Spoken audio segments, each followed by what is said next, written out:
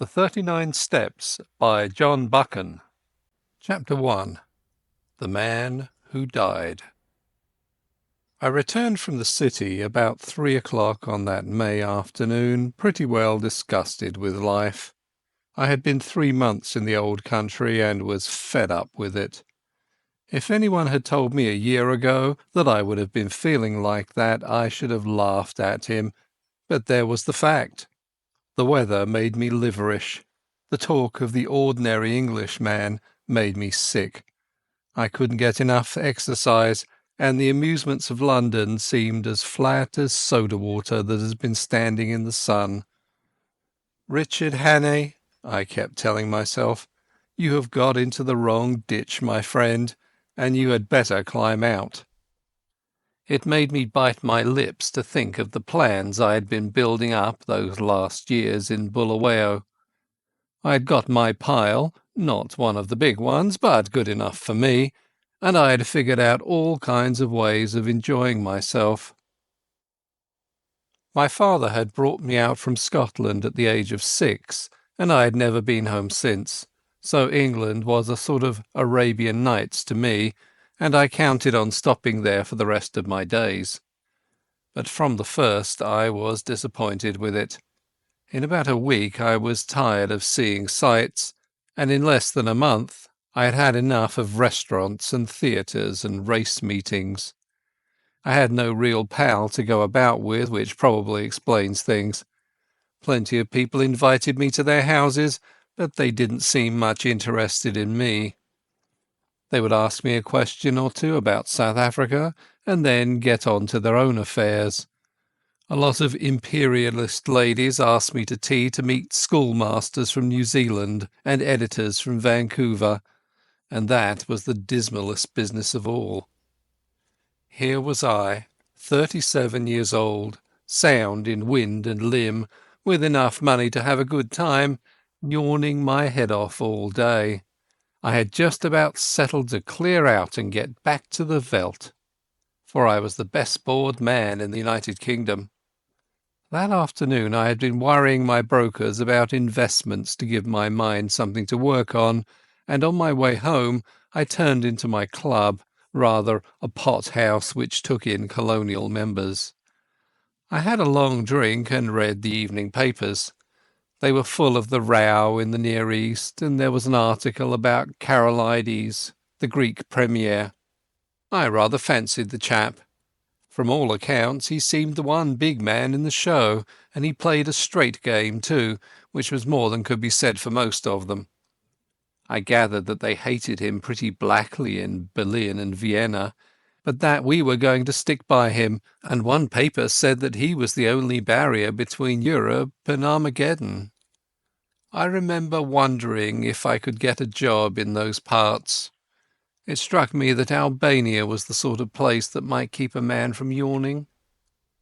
About 6 o'clock I went home, dressed, dined at the Café Royal, and turned into a music hall. It was a silly show, all capering women and monkey-faced men, and I did not stay long. The night was fine and clear as I walked back to the flat I had hired near Portland Place. The crowd surged past me on the pavements, busy and chattering, and I envied the people for having something to do. These shop-girls and clerks and dandies and policemen had some interest in life that kept them going. I gave half-a-crown to a beggar because I saw him yawn. He was a fellow-sufferer. At Oxford Circus I looked up into the spring sky, and I made a vow. I would give the old country another day to fit me into something. If nothing happened, I would take the next boat for the Cape. My flat was on the first floor in a new block behind Langham Place. There was a common staircase with a porter and a lift man at the entrance, but there was no restaurant or anything of that sort, and each flat was quite shut off from the others. I hate servants on the premises, so I had a fellow to look after me who came in by the day. He arrived before 8 o'clock every morning and used to depart at 7, for I never dined at home. I was just fitting my key into the door when I noticed a man at my elbow. I had not seen him approach, and the sudden appearance made me start. He was a slim man with a short brown beard and small gimlety blue eyes.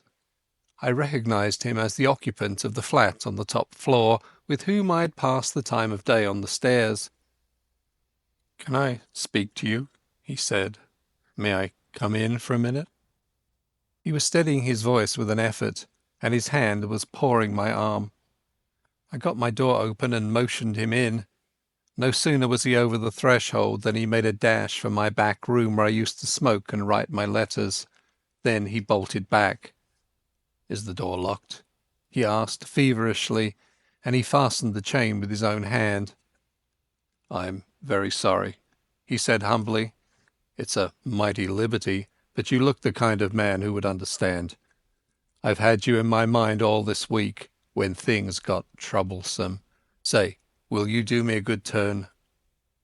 "I'll listen to you," I said. "That's all I'll promise." I was getting worried by the antics of this nervous little chap.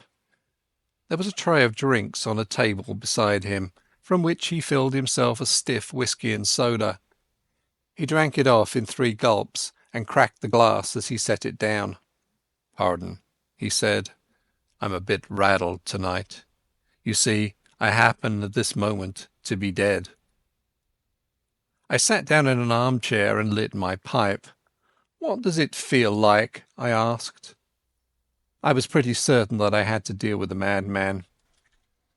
A smile flickered over his drawn face. "I'm not mad yet. Say, sir, I've been watching you, and I reckon you're a cool customer. I reckon, too, you're an honest man, and not afraid of playing a bold hand. I'm going to confide in you. I need help worse than any man ever needed it, and I want to know if I can count you in." "Get on with your yarn," I said, "and then I'll tell you." He seemed to brace himself for a great effort, and then started on the queerest rigmarole. I didn't get hold of it at first, and I had to stop and ask him questions, but here is the gist of it. He was an American from Kentucky, and after college, being pretty well off, he had started out to see the world. He wrote a bit and acted as war correspondent for a Chicago paper and spent a year or 2 in southeastern Europe.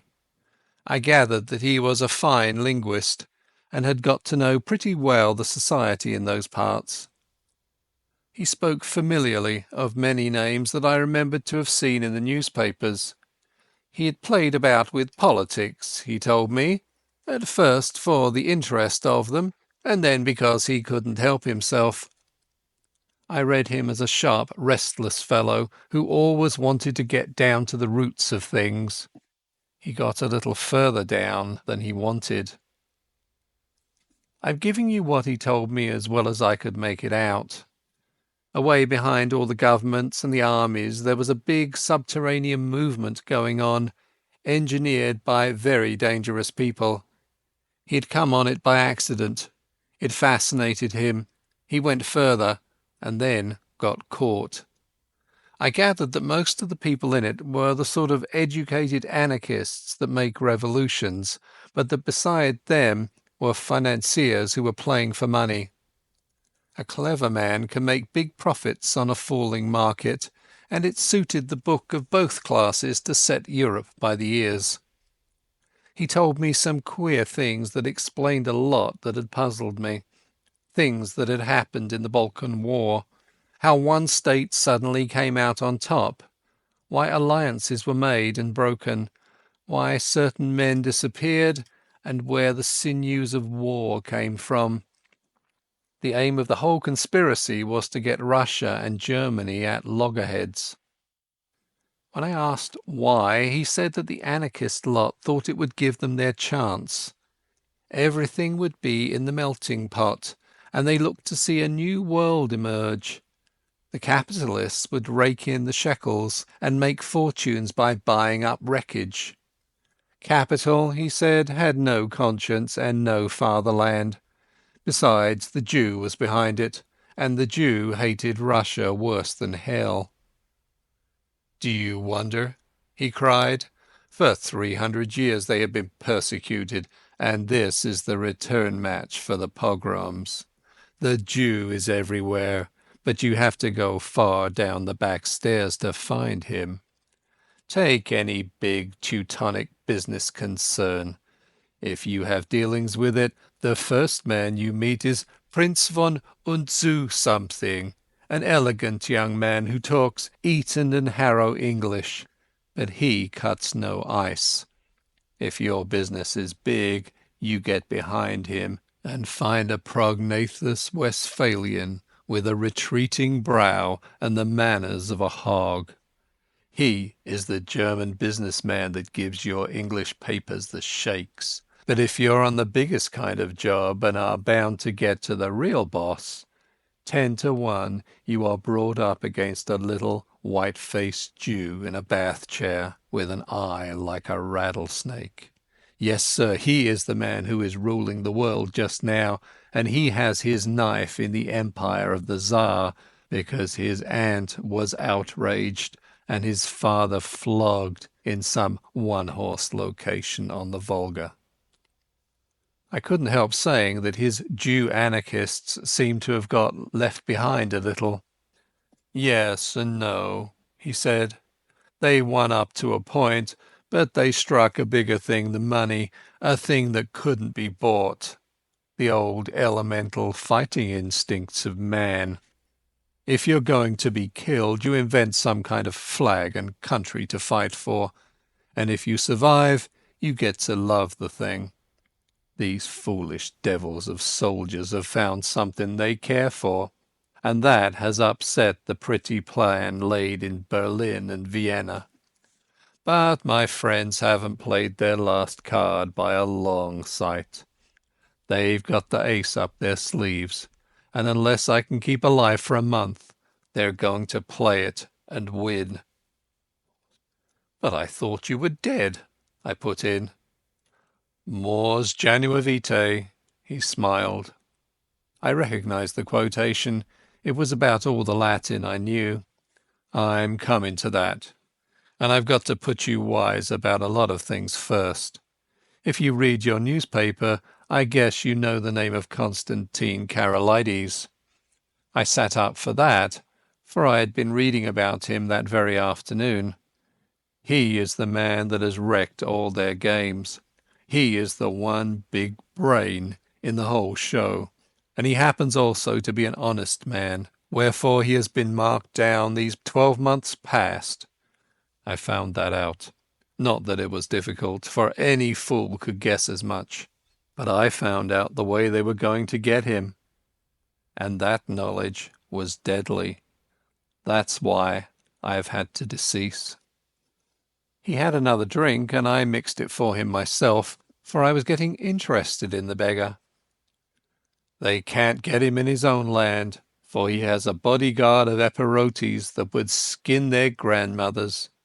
But on the 15th day of June he is coming to this city. The British Foreign Office has taken to having international tea parties, and the biggest of them is due on that date. Now Karolides is reckoned the principal guest, and if my friends have their way he will never return to his admiring countrymen. That's simple enough anyhow, I said. You can warn him and keep him at home. And play their game? He asked sharply. If he does not come, they win, for he's the only man that can straighten out the tangle. And if his government is warned, he won't come, for he does not know how big the stakes will be on June 15th. What about the British government? I asked. They're not going to let their guests be murdered? Tip them the wink, and they'll take extra precautions. No good. They might stuff your city with plainclothes detectives and double the police, and Constantine would still be a doomed man. My friends are not playing this game for candy. They want a big occasion for the taking off, with the eyes of all Europe on it. He'll be murdered by an Austrian, and there'll be plenty of evidence to show the connivance of the big folk in Vienna and Berlin. It will all be an infernal lie, of course, but the case will look black enough to the world. I'm not talking hot air, my friend. I happen to know every detail of the hellish contrivance, and I can tell you it will be the most finished piece of blackguardism since the Borgias. But it's not going to come off if there's a certain man who knows the wheels of the business alive right here in London on the 15th day of June. And that man is going to be your servant, Franklin P. Scudder. I was getting to like the little chap. His jaw had shut like a rat trap, and there was a fire of battle in his gimlety eyes. If he was spinning me a yarn, he could act up to it. "Where did you find out this story?" I asked. "I got the first hint in an inn in the Aachernsee in Tyrol. That set me inquiring, and I collected my other clues in a fur shop in the Galatian quarter of Buda, in a strangers' club in Vienna, and in a little bookshop off the Racknitzstrasse in Leipzig.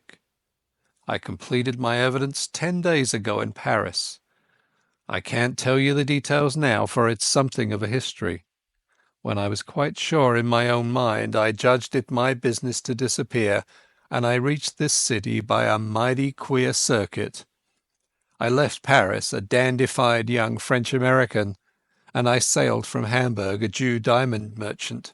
In Norway I was an English student of Ibsen, collecting materials for lectures. But when I left Bergen, I was a cinema man with special ski films. And I came here from Leith with a lot of pulpwood propositions in my pocket to put before the London newspapers. Till yesterday I had thought I had muddied my trail some, and was feeling pretty happy. Then—" The recollection seemed to upset him, and he gulped down some more whisky. "Then I saw a man standing in the street outside this block. I used to stay close in my room all day, and only slip out after dark for an hour or two. I watched him for a bit from my window, and I thought I recognized him. He came in and spoke to the porter. When I came back from my walk last night, I found a card in my letterbox. It bore the name of the man I want least to meet on God's earth." I think that the look in my companion's eyes, the sheer, naked fright on his face, completed my conviction of his honesty. My own voice sharpened a bit as I asked him what he did next. "I realized I was bottled up as sure as a pickled herring, and that there was only one way out. I had to die. If my pursuers knew I was dead, they would go to sleep again." "How did you manage it?" "I told the man that valets me that I was feeling pretty bad, and I got myself up to look like death. That wasn't difficult, for I'm no slouch at disguises. Then I got a corpse. You can always get a body in London if you know where to go for it. I fetched it back in a trunk on the top of a four-wheeler, and I had to be assisted upstairs to my room. You see, I had to pile up some evidence for the inquest. I went to bed and got my man to mix me a sleeping draught, and then told him to clear out. He wanted to fetch a doctor, but I swore some and said I couldn't abide leeches. When I was left alone, I started in to fake up that corpse.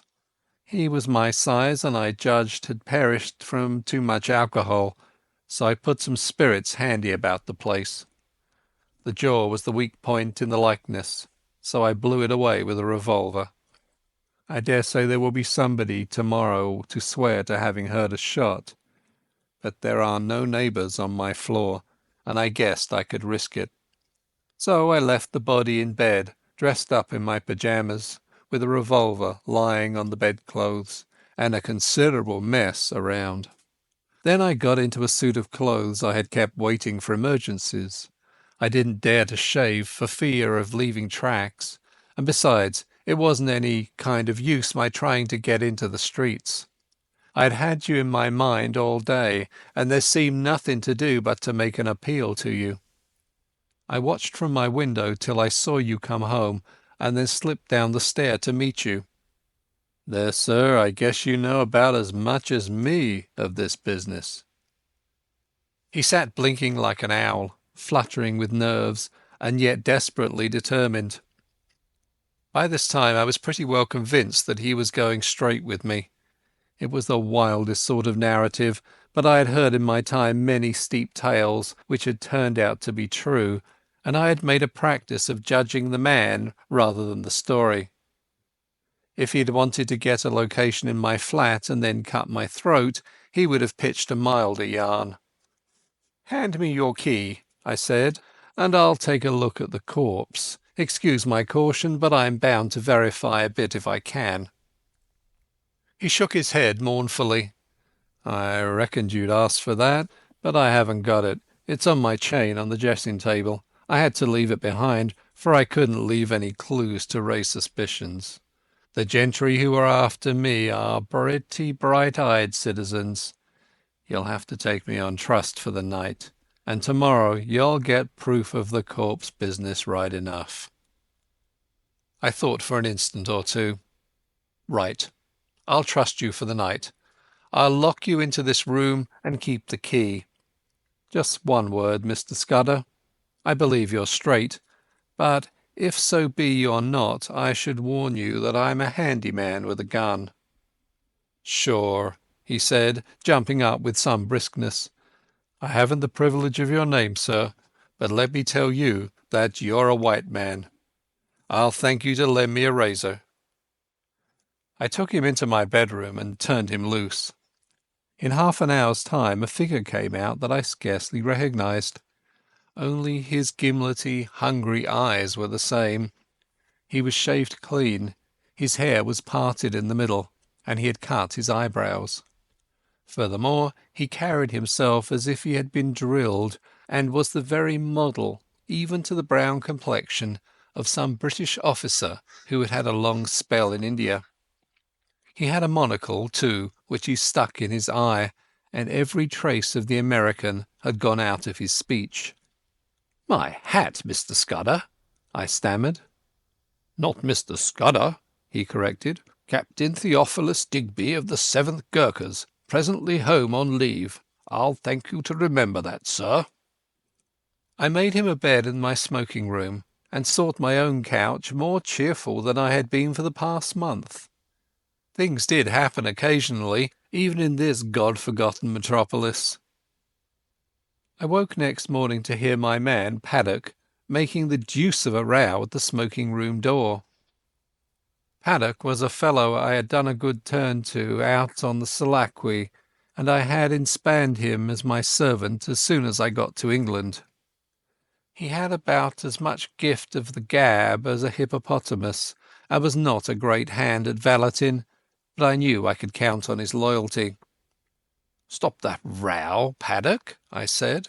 "There's a friend of mine, Captain, I couldn't remember his name, dossing down in there. Get breakfast for two and then come and speak to me."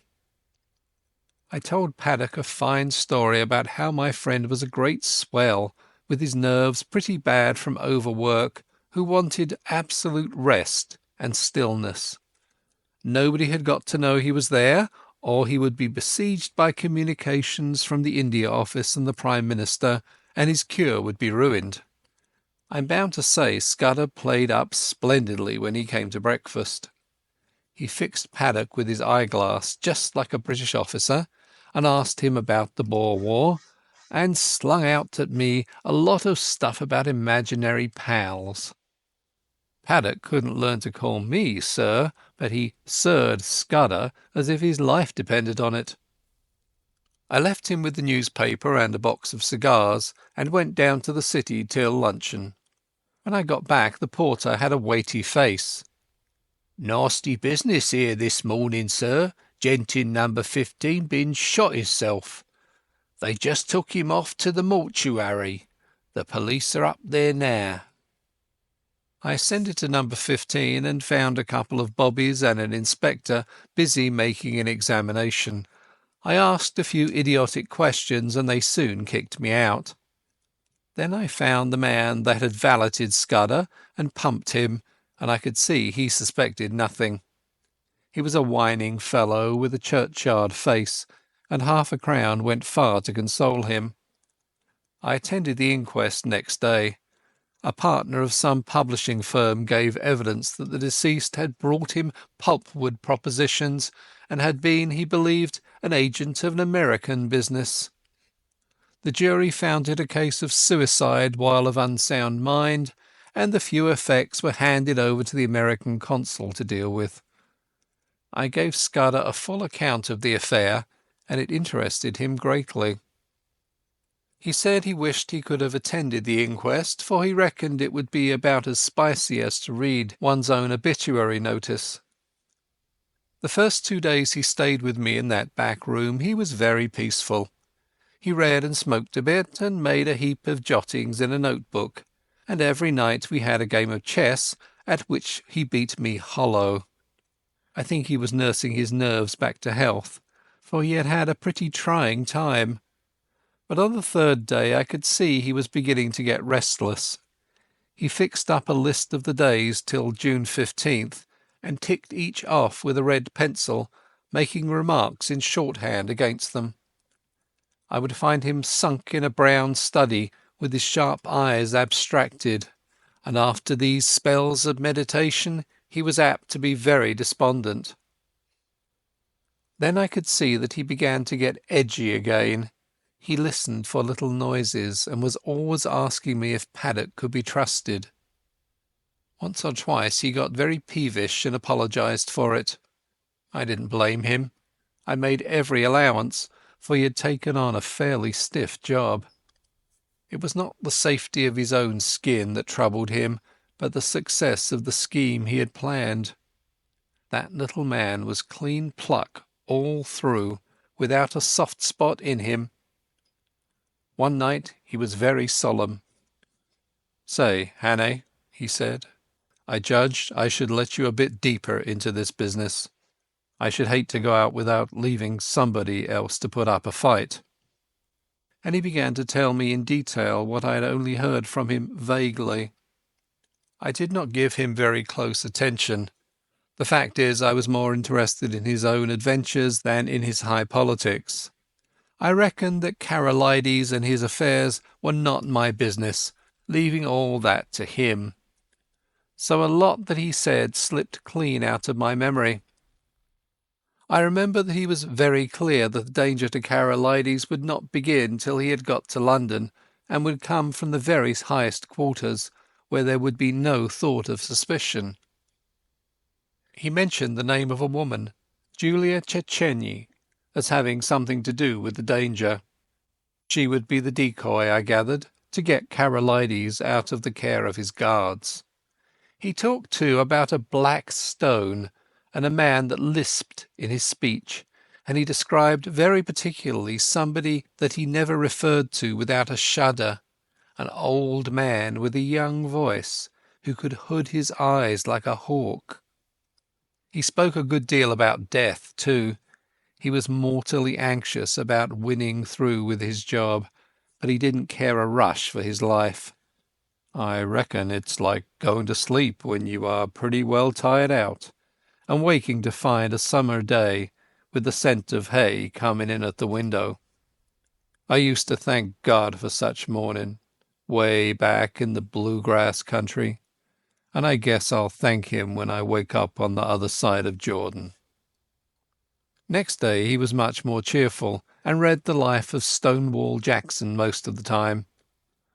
I went out to dinner with a mining engineer I'd got to see on business, and came back at about 10:30 in time for our game of chess before turning in. I had a cigar in my mouth, I remember, as I pushed open the smoking-room door. The lights were not lit, which struck me as odd. I wonder if Scudder had turned in already. I snapped the switch, and there was nobody there. Then I saw something in the far corner which made me drop my cigar and fall into a cold sweat. My guest was lying sprawled on his back. There was a long knife through his heart, which skewered him to the floor. Chapter 2. The Milkman Sets Out on His Travels. I sat down in an armchair and felt very sick. That lasted for maybe 5 minutes. and was succeeded by a fit of the horrors. The poor, staring, white face on the floor was more than I could bear, and I managed to get a tablecloth and cover it. Then I staggered to a cupboard, found the brandy and swallowed several mouthfuls. I had seen men die violently before. Indeed, I had killed a few myself in the Matabele War, but this cold-blooded indoor business was different. Still, I managed to pull myself together. I looked at my watch and saw that it was 10:30. An idea seized me, and I went over the flat with a small-toothed comb. There was nobody there, nor any trace of anybody, but I shuttered and bolted all the windows and put the chain on the door. By this time my wits were coming back to me, and I could think again. It took me about an hour to figure the thing out, and I did not hurry, for unless the murderer came back, I had until about 6 o'clock in the morning for my cogitations. I was in the soup, that was pretty clear. Any shadow of a doubt I might have had about the truth of Scudder's tale was now gone. The proof of it was lying under the tablecloth. The men that knew that he knew what he knew had found him, and had taken the best way to make certain of his silence. Yes, but he had been in my room 4 days, and his enemies must have reckoned that he had confided in me. So I would be the next to go. It might be that very night, or next day, or the day after, but my number was up all right.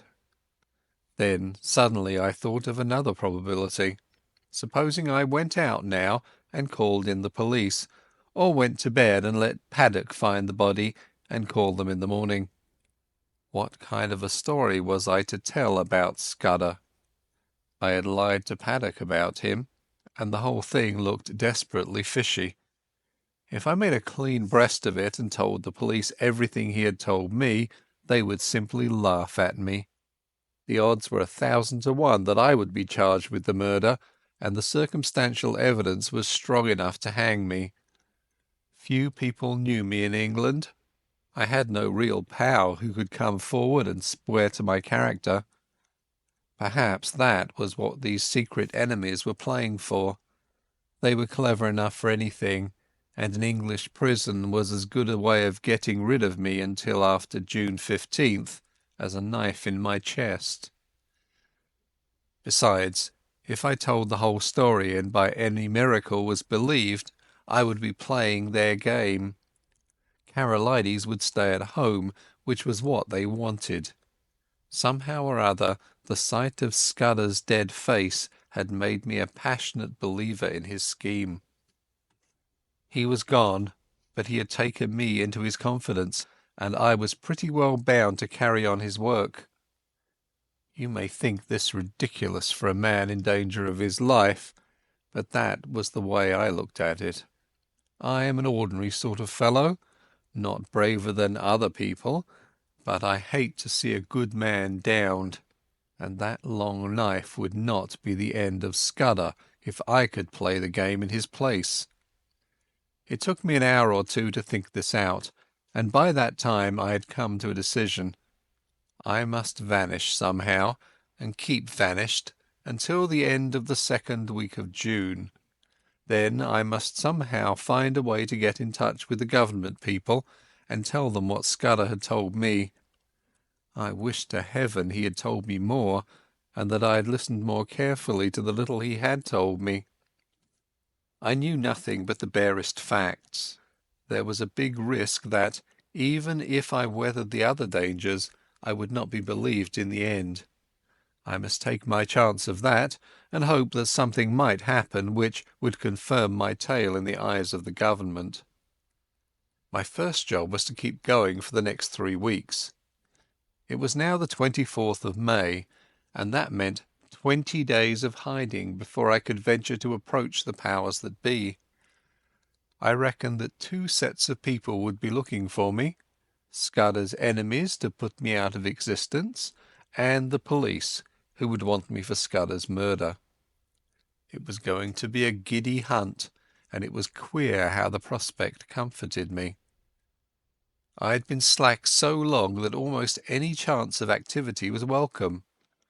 When I had to sit alone with that corpse and wait on fortune, I was no better than a crushed worm.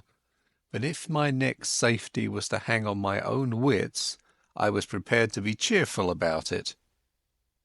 My next thought was whether Scudder had any papers about him to give me a better clue to the business. I drew back the tablecloth and searched his pockets, for I had no longer any shrinking from the body. The face was wonderfully calm for a man who had been struck down in a moment. There was nothing in the breast pocket, and only a few loose coins and a cigar holder in the waistcoat. The trousers held a little penknife and some silver, and the side pocket of his jacket contained an old crocodile-skin cigar case. There was no sign of the little black book in which I had seen him making notes. That had, no doubt, been taken by his murderer. But as I looked up from my task, I saw that some drawers had been pulled out in the writing table. Scudder would never have left them in that state, for he was the tidiest of mortals. Someone must have been searching for something, perhaps for the pocket-book. I went round the flat and found that everything had been ransacked. The insides of books, drawers, cupboards, boxes, even the pockets of clothes in my wardrobe and the sideboard in the dining-room. There was no trace of the book. Most likely the enemy had found it, but they had not found it on Scudder's body. Then I got out an atlas and looked at a big map of the British Isles. My notion was to get off to some wild district where my Veldcraft would be of some use to me, for I would be like a trapped rat in a city. I considered that Scotland would be best, for my people were Scotch, and I could pass anywhere as an ordinary Scotsman. I had half an idea at first to be a German tourist, for my father had had German partners, and I had been brought up to speak the tongue pretty fluently, not to mention having put in 3 years prospecting for copper in German Damaraland. But I calculated that it would be less conspicuous to be a Scot, and less in a line with what the police might know of my past. I fixed on Galloway as the best place to go. It was the nearest wild place of Scotland, so far as I could figure it out, and from the look of the map was not over thick with population. A search in Bradshaw informed me that a train left St Pancras at 7:10, which would land me at a Galloway station in the late afternoon.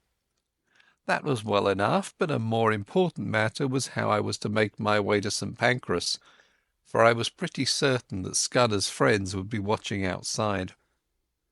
This puzzled me for a bit. Then I had an inspiration, on which I went to bed and slept for 2 troubled hours. I got up at 4 and opened my bedroom shutters. The faint light of a fine summer morning was flooding the skies, and the sparrows had begun to chatter. I had a great revulsion of feeling, and felt a God-forgiven fool. My inclination was to let things slide, and trust to the British police taking a reasonable view of my case.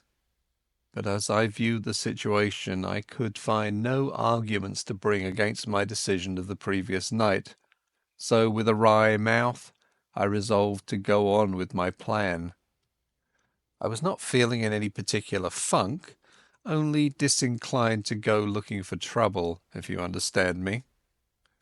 I hunted out a well-used tweed suit, a pair of strong-nailed boots, and a flannel shirt with a collar. Into my pockets I stuffed a spare shirt, a cloth cap, some handkerchiefs, and a toothbrush. I had drawn a good sum in gold from the bank 2 days before, in case Scudder should want money, and I took £50 of it in sovereigns in a belt which I had brought back from Rhodesia. That was about all I wanted. Then I had a bath and cut my moustache, which was long and drooping, into a short stubby fringe. Now came the next step. Paddock used to arrive punctually at 7:30 and let himself in with the latchkey. But at about 20 minutes to 7, as I knew from bitter experience, the milkman turned up with a great clatter of cans and deposited my share outside my door. I had seen that milkman sometimes when I had gone out for an early ride. He was a young man about my own height, with a scrubby moustache, dressed in a white overall. On him I staked all my chances. I went into the darkened smoking room where the rays of morning light were beginning to creep through the shutters. There I breakfasted off a whisky and soda and some biscuits from the cupboard. By this time it was getting on to 6 o'clock. I put a pipe in my pocket and filled my pouch from the tobacco jar on the table by the fireplace. As I poked into the tobacco, my fingers touched something hard, and I drew out Scudder's little black pocket-book. That seemed to me a good omen.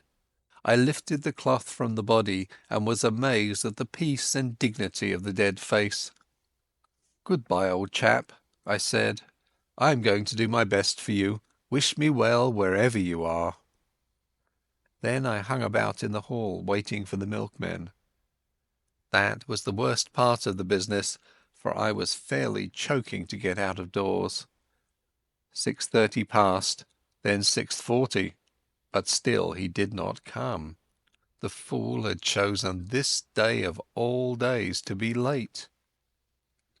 At 1 minute after 7:15, I heard the rattle of the cans outside.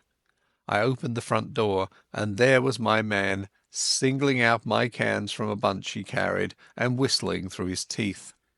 He jumped a bit at the sight of me. "Come in here for a moment," I said. "I want a word with you." And I led him into the dining room. "I reckon you're a bit of a sportsman," I said, "and I want you to do me a service. Lend me your cap and overall for 10 minutes, and here's a sovereign for you." His eyes opened at the sight of the gold, and he grinned broadly. "What's the game?" he asked. "A bet," I said.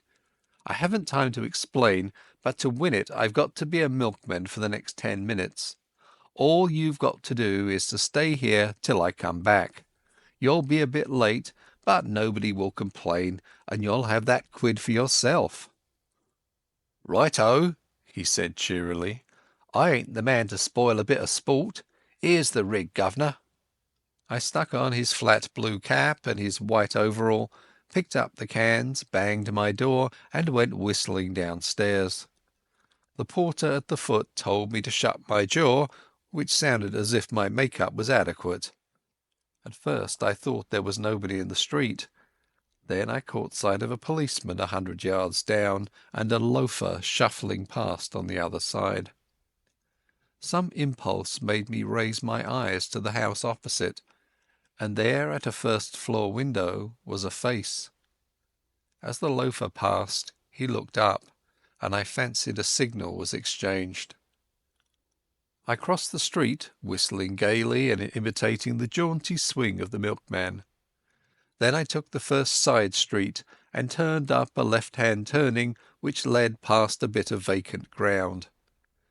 There was no one in the little street, so I dropped the milk cans inside the hoarding and sent the hat and coverall after them.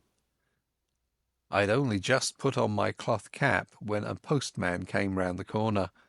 I gave him a good morning, and he answered me unsuspiciously. At the moment the clock of a neighbouring church struck the hour of 7. There was not a second to spare.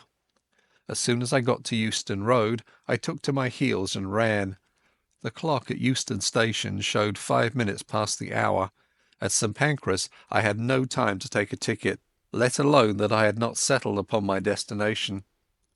A porter told me the platform, and as I entered it I saw the train already in motion.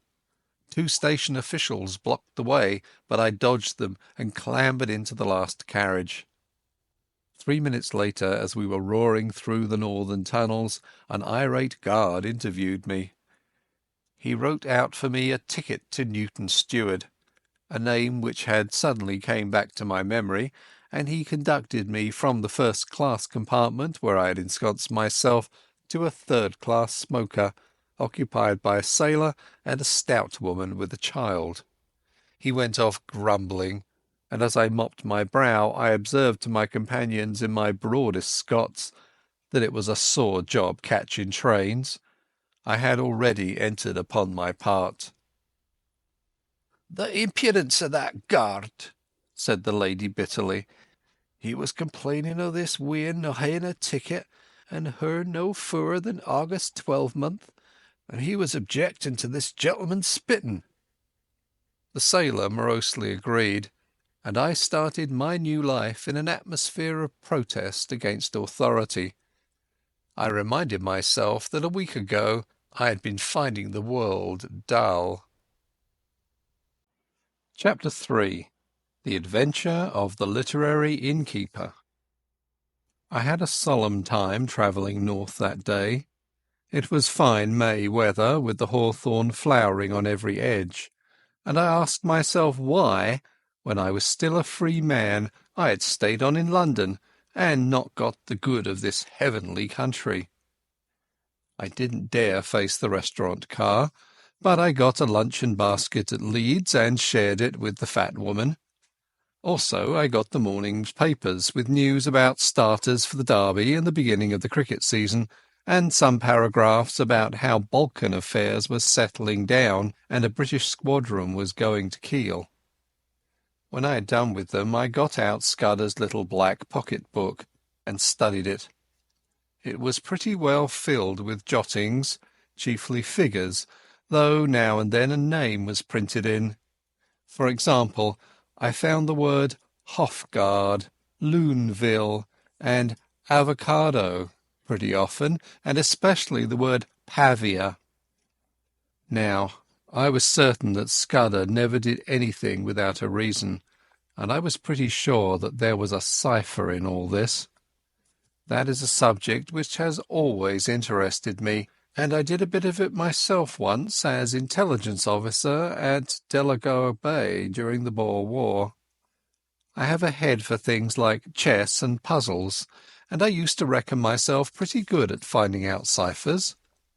This one looked like the numerical kind, where sets of figures corresponded to the letters of the alphabet, but any fairly shrewd man can find the clue to that sort after an hour or two's work, and I didn't think Scudder would have been content with anything so easy.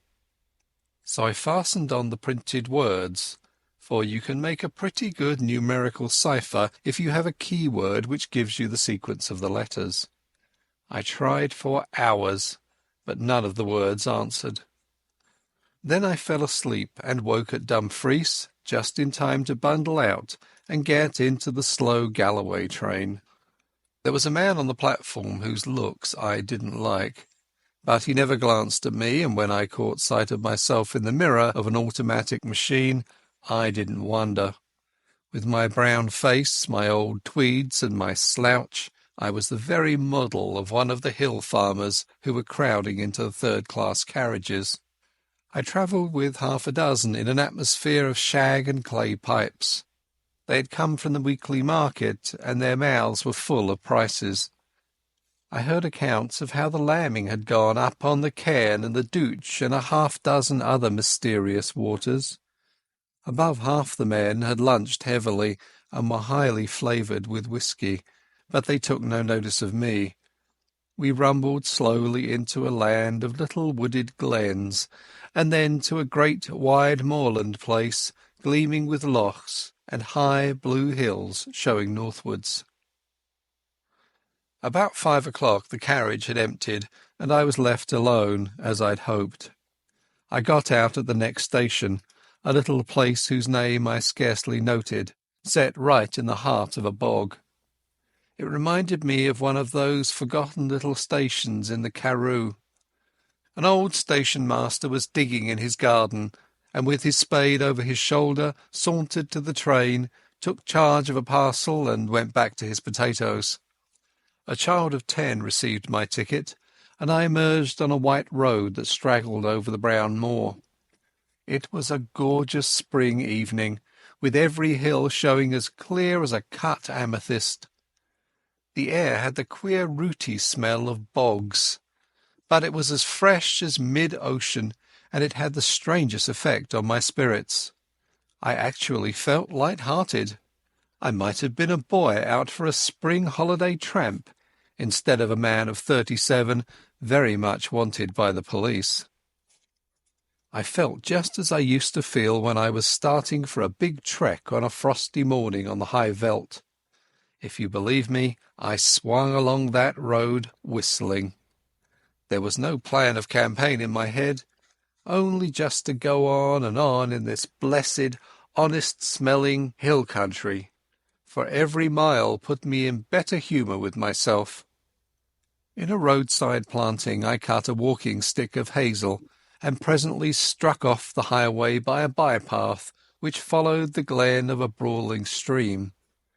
I reckoned that I was still far ahead of any pursuit, and for that night might please myself.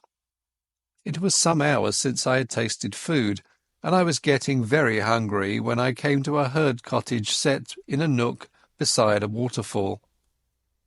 A brown-faced woman was standing by the door, and greeted me with the kindly shyness of moorland places.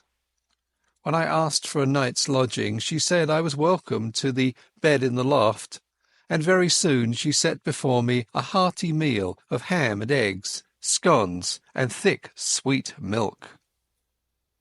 At the darkening her man came in from the hills, a lean giant who in one step covered as much ground as 3 paces of ordinary mortals. They asked no questions, for they had the perfect breeding of all dwellers in the wilds, but I could see that they set me down as some kind of dealer, and I took some trouble to confirm their view. I spoke a lot about cattle, of which my host knew little, and I picked up from him a good deal about the local Galloway markets, which I tucked away in my memory for future use. At 10 I was nodding in my chair, and the bed in the loft received a weary man who never opened his eyes till 5 o'clock set the little homestead a-going once more. They refused any payment, and by 6 I had breakfasted and was striding southwards again. My notion was to return to the railway line a station or 2 further on than the place where I had alighted yesterday, and to double back. I reckon that was the safest way, for the police would naturally assume that I was always making further from London in the direction of some western port. I thought I had still a good bit of a start, for, as I reasoned, it would take some hours to fix the blame on me, and several more to identify the fellow who got on board the train at St. Pancras. It was the same jolly, clear spring weather, and I simply could not contrive to feel careworn. Indeed, I was in better spirits than I had been for months. Over the long ridge of moorland I took my road, skirting the side of a high hill which the herd had called Cairnsmore of Fleet. Nestling curlews and plovers were crying everywhere, and the links of green pasture by the streams were dotted with young lambs. All the slackness of the past months was slipping from my bones, and I stepped out like a 4-year-old. By and by I came to a swell of moorland, which dipped to the vale of a little river, and a mile away in the heather I saw the smoke of a train. The station, when I reached it, proved to be ideal for my purpose. The moor surged up around it, and left room only for the single line, a slender siding, a waiting-room, an office, the station-master's cottage, and a tiny yard of gooseberries and sweet william. There seemed no road to it from anywhere, and to increase the desolation the waves of a tarn lapped on their grey granite beach half a mile away. I waited in the deep heather till I saw the smoke of an east-going train on the horizon. Then I approached the tiny booking office and took a ticket for Dumfries. The only occupants of the carriage were an old shepherd and his dog, a wall-eyed brute that I mistrusted. The man was asleep, and on the cushions beside him was that morning's Scotsman. Eagerly I seized on it, for I fancied it would tell me something. There were 2 columns about the Portland Place murder, as it was called. My man Paddock had given the alarm and had the milkman arrested.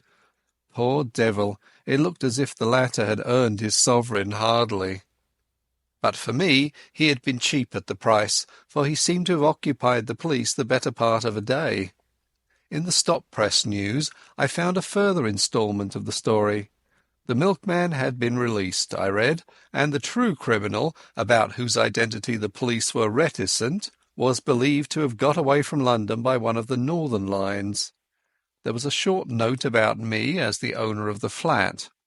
I guess the police had stuck in that as a clumsy contrivance to persuade me that I was unsuspected. There was nothing else in the paper, nothing about foreign politics or Carolides, or the things that had interested Scudder. I laid it down and found that we were approaching the station at which I had got out yesterday. The potato-digging station-master had been gingered up into some activity, for the west-going train was waiting to let us pass, and from it had descended 3 men who were asking him questions. I suppose that they were the local police who had been stirred up by Scotland Yard and had traced me as far as this one-horse siding. Sitting well back in the shadow, I watched them carefully. One of them had a book and took down notes. The old potato-digger seemed to have turned peevish, but the child who had collected my ticket was talking volubly. All the party looked across the moor where the white road departed. I hoped they were going to take up my tracks there. As we moved away from that station, my companion woke up. He fixed me with a wondering glance, kicked his dog vigorously, and inquired where he was. Clearly he was very drunk. "That's what comes of being a teetotaler," he observed in bitter regret. I expressed my surprise that in him I should have met a blue-ribbon stalwart. "Aye, but I'm a strong teetotaler," he said pugnaciously. "I took the pledge last Martinmas, and I havena touched a drop of whisky since, not even at Hogmanay, though I was sair tempted." He swung his heels up on the seat and burrowed a frowsy head into the cushions. "And that's I get," he moaned. "A head hotter than hell fire, and twain looking different ways for the Sabbath." "What did it?" I asked. "A drink they ca' brandy. Being a teetotaler, I kept off the whisky, but I was nipping a day yestreen at this brandy, and I doubt I'll no be well for a fortnicht." His voice died away into a stutter, and sleep once more laid its heavy hand on him. My plan had been to get out at some station down the line, but the train suddenly gave me a better chance, for it came to a standstill at the end of a culvert which spanned a brawling porter-coloured river. I looked out and saw that every carriage window was closed, and no human figure appeared on the landscape. So I opened the door and dropped quickly into the tangle of hazels which edged the line. It would have been all right but for that infernal dog. Under the impression that I was decamping with its master's belongings, it started to bark, and all but got me by the trousers. This woke up the herd, who stood bawling at the carriage door in the belief that I had committed suicide. I crawled through the thicket, reached the edge of the stream, and in cover of the bushes put 100 yards or so behind me. Then from my shelter I peered back and saw that the guard and several passengers gathered round the open carriage door and stared in my direction. I could not have made a more public departure if I had left with a bugler and a brass band. Happily the drunken herd provided a diversion. He and his dog, which was attached by a rope to his waist, suddenly cascaded out of the carriage, landed on their heads on the track, and rolled some way down the bank towards the water. In the rescue which followed, the dog bit somebody, for I could hear the sound of hard swearing. Presently they had forgotten me, and when, after a quarter of a mile's crawl, I ventured to look back, the train had started again and was vanishing in the cutting. I was in a wide semicircle of moorland. with the brown river as radius and the high hills forming the northern circumference. There was not a sign or sound of a human being, only the plashing water and the odd, interminable crying of curlews. Yet, oddly enough, for the first time I felt the terror of the hunted on me.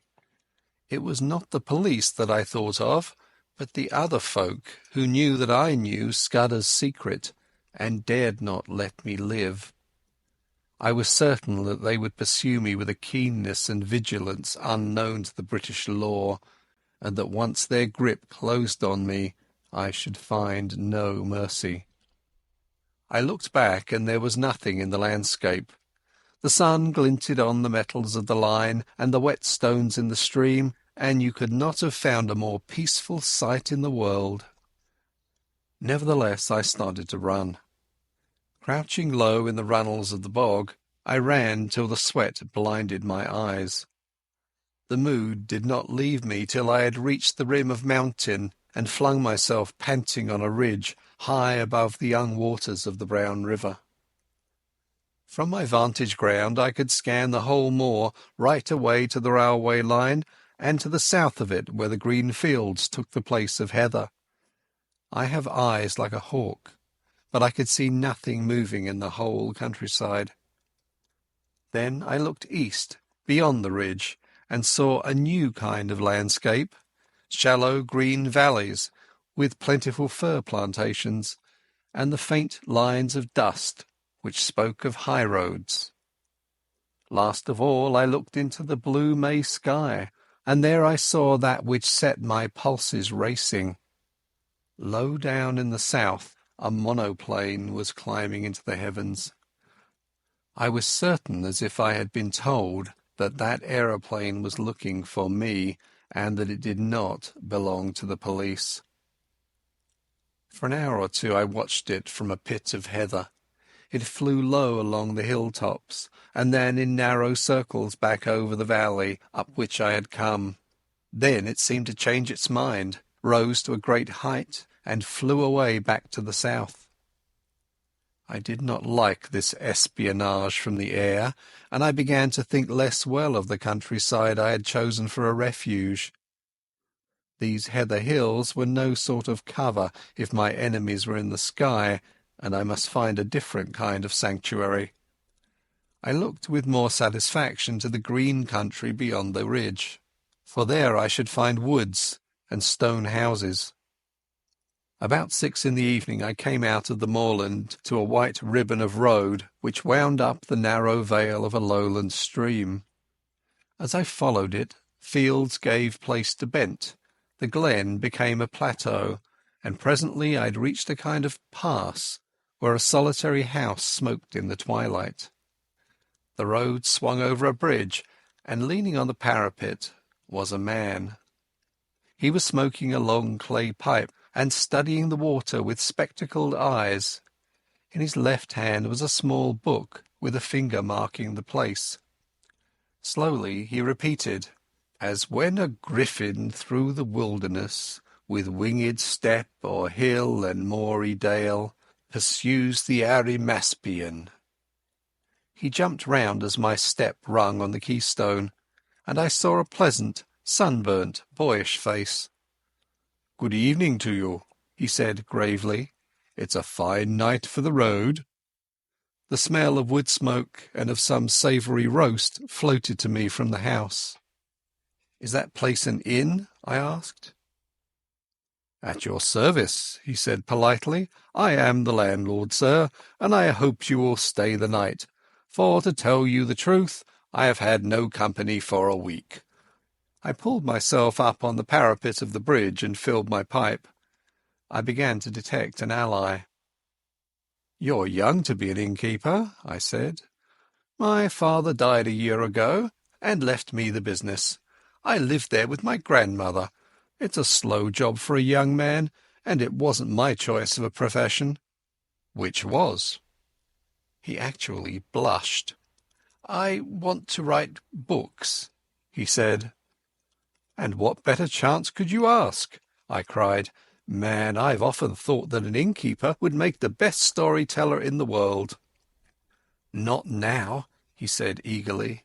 "Maybe in the old days when you had pilgrims and ballad makers and highwaymen and mail coaches on the road, but not now. Nothing comes here but motor cars full of fat women who stop for lunch, or a fisherman or two in the spring, and the shooting tenant in August. There's not much material to be got out of that. I want to see life, to travel the world, and write things like Kipling and Conrad. The most I've done yet is to get some verses printed in Chambers' Journal." I looked at the inn, standing golden in the sunset against the wine-red hills. "I've knocked a bit about the world, and I wouldn't despise such a hermitage. Do you think that adventure is found only in the tropics or among gentry in red shirts? Maybe you're rubbing shoulders with it at this moment." "That's what Kipling says," he said, his eyes lightening, and he quoted some verse about romance being up the 9:15. "Here's a true tale for you then," I cried, "and a month's hence you can make a novel out of it." Sitting on the bridge in the soft May gloaming, I pitched him a lovely yarn. It was true in essentials too, though I altered the minor details. I made out that I was a mining magnate from Kimberley who had had a lot of trouble with IDB, illicit diamond buying, and had shown up a gang. They had pursued me across the ocean and had killed my best friend and were now on my tracks. I told the story well, though I say it who shouldn't. I pictured a flight across the Kalahari to German Africa, the crackling, parching days, the wonderful blue velvet nights. I described an attack on my life on the voyage home, and I made a really horrid affair of the Portland Place murder. "You're looking for adventure?" I cried. "Well, you've found it here. The devils are after me, and the police are after them. It's a race that I mean to win." "By God," he whispered, drawing his breath in sharply, "it is all pure Rider Haggard and Conan Doyle." "You believe me," I said gratefully. "Of course I do," and he held out his hand. "I believe everything out of the common. The only thing to distrust is the normal." He was very young, but he was the man for my money. "I think they're off my track for the moment, but I must lie close for a couple of days. Can you take me in?" He caught my elbow in his eagerness and drew me toward the house. "You can lie as snug here as if you were in a moss-hole. I'll see that nobody blabs either. And you'll give me some more material about your adventures?" As I entered the inn porch I heard from far off the beat of an engine. There, silhouetted against the dusky west, was my friend, the monoplane. He gave me a room at the back of the house with a fine outlook over the plateau, and made me free of his own study, which was stacked with cheap editions of his favourite authors. I never saw the grandmother, so I guessed she was bedridden. An old woman named Margit brought me my meals, and the innkeeper was around me at all hours. I wanted some time to myself, so I invented a job for him. He had a motor bicycle, and I set him off next morning for the daily paper, which usually arrived with the post in the late afternoon.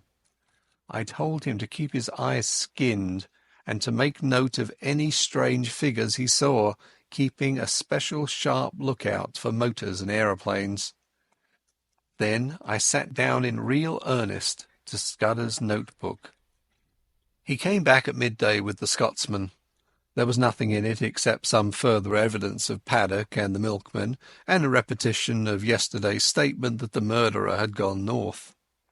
But there was a long article, reprinted from the Times, about Karolides and the state of affairs in the Balkans, though there was no mention of any visit to England.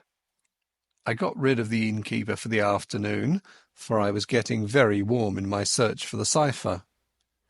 As I told you, it was a numerical cipher, and by an elaborate system of experiments I had pretty well discovered what were the nulls and stops. The trouble was the key word, and when I thought of the odd million words he might have used, I felt pretty hopeless. But about 3 o'clock I had a sudden inspiration. The name Julia Czechenyi flashed across my memory. Scudder had said it was the key to the Karolides business, and it occurred to me to try it on his cipher. It worked. The 5 letters of Julia gave me the position of the vowels. A was J, the 10th letter of the alphabet, and so repeated by X in the cipher. E was U, XXI, and so on. Chechenyi gave me the numerals for the principal consonants. I scribbled that scheme on a bit of paper and sat down to read Scudder's pages. In half an hour I was reading with a whitish face and fingers that drummed on the table. I glanced out of the window and saw a big touring car coming up the glen towards the inn. It drew up at the door, and there was the sound of people alighting. There seemed to be 2 of them, men in aquascutums and tweed caps. 10 minutes later the innkeeper slipped into the room, his eyes bright with excitement. "There's 2 chaps below looking for you," he whispered. "They're in the dining room having whiskies and sodas. They asked about you and said they'd hoped to meet you here. Oh, and they described you jolly well, down to your boots and shirt. I told them you had been here last night and had gone off on a motor bicycle this morning, and one of the chaps swore like a navvy." I made him tell me what they looked like. One was a dark-eyed, thin fellow with bushy eyebrows, and the other was always smiling and lisped in his talk. Neither was any kind of foreigner. On this my young friend was positive. I took a bit of paper and wrote these words in German as if they were part of a letter. Blackstone. Scudder had got on to this, but he could not act for a fortnight. I doubt if I can do any good now, especially as Karolides is uncertain about his plans, but if Mr. T advises, I will do the best I manufactured it rather neatly, so that it looked like a loose page of a private letter. "Take this down and say it was found in my bedroom, and ask them to return it to me if they overtake me." 3 minutes later I heard the car begin to move, and peeping from behind the curtain caught sight of the 2 figures. One was slim, the other was sleek. That was the most I could make of my reconnaissance. The innkeeper appeared in great excitement. "Your paper woke them up," he said gleefully. "That dark fellow went as white as death and cursed like blazes, and the fat one whistled and looked ugly. They paid for their drinks with half a sovereign and wouldn't wait for change." "Now I'll tell you what I want you to do," I said. "Get on your bicycle and go off to Newton Stewart to the chief constable. Describe the 2 men, and say you suspect them of having something to do with the London murder. You can invent reasons. The 2 will come back, no fear. Not tonight, for they'll follow me 40 miles along the road. But first thing tomorrow morning. Tell the police to be here bright and early." He set off like a docile child while I worked at Scudder's notes. When he came back we dined together, and in common decency I had to let him pump me. I gave him a lot of stuff about lion hunts and the Matabele War, thinking all the while what tame business these were compared with this I was now engaged in. When he went to bed I sat up and finished Scudder. I smoked in a chair till daylight, for I could not sleep. About 8 next morning I witnessed the arrival of 2 constables and a sergeant. They put their car in a coach-house under the innkeeper's instructions and entered the house. 20 minutes later I saw from my window a second car come across the plateau from the opposite direction. It did not come up to the inn, but stopped 200 yards off in the shelter of a patch of wood. I noticed that its occupants carefully reversed it before leaving it. A minute or 2 later I heard their steps on the gravel outside the window. My plan had been to lie hid in my bedroom and see what happened. I had a notion that if I could bring the police and my other more dangerous pursuers together, something might work out of it to my advantage. But now I had a better idea. I scribbled a line of thanks to my host, opened the window, and dropped quietly into a gooseberry bush. Unobserved, I crossed the dyke, crawled down to the side of a tributary burn, and won the high road on the far side of the patch of trees. There stood the car, very spick and span in the morning sunlight, but with the dust on her which told of a long journey. I started her, jumped into the chauffeur's seat, and stole gently out onto the plateau. Almost at once the road dipped, so that I lost sight of the inn, but the wind seemed to bring me the sound of angry voices. Chapter 4. The Adventure of the Radical Candidate. You may picture me driving that 40-horsepower car for all she was worth over the crisp moor roads on that shining May morning, glancing back at first over my shoulder and looking anxiously to the next turning, then driving with a vague eye just wide enough awake to keep on the highway, for I was thinking desperately of what I had found in Scudder's pocket-book. The little man had told me a pack of lies. All his yarns about the Balkans and the Jew anarchists and the Foreign Office Conference were eyewash, and so was Karolides, and yet not quite, as you shall hear. I had staked everything on my belief in his story and had been let down. Here was his book telling me a different tale, and instead of being once bitten twice shy, I believed it absolutely. Why? I don't know. It rang desperately true, and the first yarn, if you understand me, had been in a queer way true also in spirit.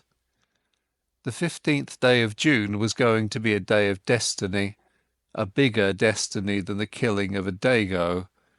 It was so big that I didn't blame Scudder for keeping me out of the game and wanting to play a lone hand. That, I was pretty clear, was his intention. He had told me something which sounded big enough, but the real thing was so immortally big that he, the man who had found it out, wanted it all for himself. I didn't blame him. It was risks, after all, that he was chiefly greedy about. The whole story was in the notes, with gaps, you understand, which he would have filled up from his memory.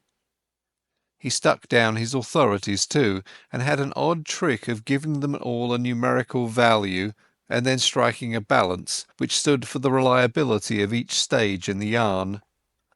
The 3 names he had printed were authorities, and there was a man, Ducrosny, who got 5 out of a possible 5, and another fellow, Amersfoort, who got 3. The bare bones of the tale were all that was in the book. That and one queer phrase which occurred half a dozen times inside brackets. 39 steps was the phrase, and at its last time of use it ran 39 steps. I counted them. High tide, 10:17 p.m. I could make nothing of that. The first thing I learned was that it was no question of preventing a war. That was coming as sure as Christmas, had been arranged, said Scudder, ever since February 1912. Karolides was going to be the occasion. He was booked all right, and was to hand in his cheques on June 14th, 2 weeks and 4 days from that May morning. I gathered from Scudder's notes that nothing on earth could prevent that. His talk of Epirote guards that would skin their own grandmother was all billy-o. The second thing was that this war was going to come as a mighty surprise to Britain. Karolides' death would set the Balkans by the ears, and then Vienna would chip in with an ultimatum. Russia wouldn't like that, and there would be high words. But Berlin would play the peacemaker and pour oil on the waters, till suddenly she would find a good cause for a quarrel, pick it up, and in 5 hours let fly at us. That was the idea, and a pretty good one too. Honey and fair speeches, and then a stroke in the dark. While we were talking about the goodwill and good intentions of Germany, our coast would be silently ringed with mines, and submarines would be waiting for every battleship. But all this depended upon the third thing, which was due to happen on June 15th. I would never have grasped this if I hadn't once happened to meet a French staff officer coming back from West Africa who had told me a lot of things. One was that, in spite of all the nonsense talked in Parliament, there was a real working alliance between France and Britain, and that the two general staffs met every now and then and made plans for joint action in time of war. Well, in June a very great swell was coming over from Paris, and he was going to get nothing less than a statement of the disposition of the British Home Fleet on mobilisation. At least, I gathered it was something like that. Anyhow, it was something uncommonly important. But on the 15th day of June there were to be others in London, others at whom I could only guess. Scudder was content to call them collectively the Black Stone. They represented not our allies but our deadly foes, and the information destined for France was to be diverted to their pockets. And it was to be used, remember, used a week or two later with great guns and swift torpedoes, suddenly in the darkness of a summer night. This was the story I had been deciphering in the back room of a country inn overlooking a cabbage garden. This was the story that hummed in my brain as I swung in the big touring car from glen to glen. My first impulse had been to write a letter to the Prime Minister, but a little reflection convinced me that that would be useless. Who would believe my tale? I must show a sign, some token in proof, and heaven knew what that could be. Above all, I must keep going myself, ready to act when things got riper, and that was going to be no light job with the police of the British Isles in full cry after me, and the watchers of the Black Stone running silently and swiftly on my trail. I had no very clear purpose in my journey, but I steered east by the sun, for I remembered from the map that if I went north I would come into a region of coal pits and industrial towns. Presently I was down from the moorlands and traversing the broad haugh of a river. For miles I ran alongside a park wall, and in a break of the trees I saw a great castle. I swung through the little old thatched villages and over peaceful lowland streams, and past gardens blazing with hawthorn and yellow laburnum. The land was so deep in peace that I could scarcely believe that somewhere behind me were those who sought my life. Ay, and that in a month's time, unless I had the almightiest of luck, these round country faces would be pinched and staring, and men would be lying dead in English fields. About midday I entered a long straggling village, and had a mind to stop and eat. Halfway down was the post office, and on the steps of it stood the postmistress and a policeman hard at work conning a telegram. When they saw me they wakened up, and the policeman advanced with a raised hand and cried on me to stop. I nearly was fool enough to obey. Then it flashed upon me that the wire had to do with me, that my friends at the inn had come to an understanding, and were united in desiring to see more of me, and that it had been easy enough for them to wire the description of me and the car to 30 villages through which I might pass. I released the brakes just in time.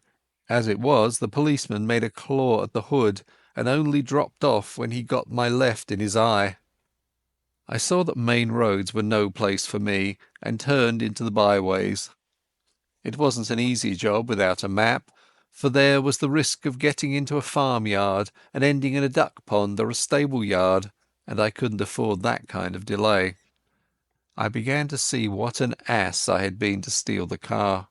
The big green brute would be the safest kind of clue to me over the breadth of Scotland. If I left it and took to my feet, it would be discovered in an hour or two, and I would get no start in the race. The immediate thing to do was to get to the loneliest roads. These I soon found when I struck up a tributary of the big river and got into a glen which climbed over a pass. Here I met nobody, but it was taking me too far north, so I slewed east along a bad track and finally struck a big double-line railway. Away below me I saw another broadish valley, and it occurred to me that if I crossed it I might find some remote hostelry to pass the night. The evening was now drawing in, and I was furiously hungry, for I had eaten nothing since breakfast except a couple of buns I had brought from a baker's cart. Just then I heard a noise in the sky, and lo and behold, there was that infernal aeroplane, flying low, about a dozen miles to the south, and rapidly coming towards me. I had the sense to remember that on a bare moor I was at the aeroplane's mercy, and that my only chance was to get to the leafy cover of the valley. Down the hill I went like blue lightning, screwing my head round whenever I dared to watch that damned flying machine. Soon I was on a road between hedges and dipping to the deep-cut glen of a stream. Then came a bit of thick wood where I slackened speed. Suddenly on my left I heard the hoot of another car and realized to my horror that I was almost upon a couple of gateposts through which a private road debouched onto the highway. My horn gave an agonized roar, but it was too late. I clapped on my brakes, but my impetus was too great, and there before me a car was sliding athwart my course. In a second there would have been a deuce of a wreck. I did the only thing possible, and ran slap into the hedge on the right, trusting to find something soft beyond.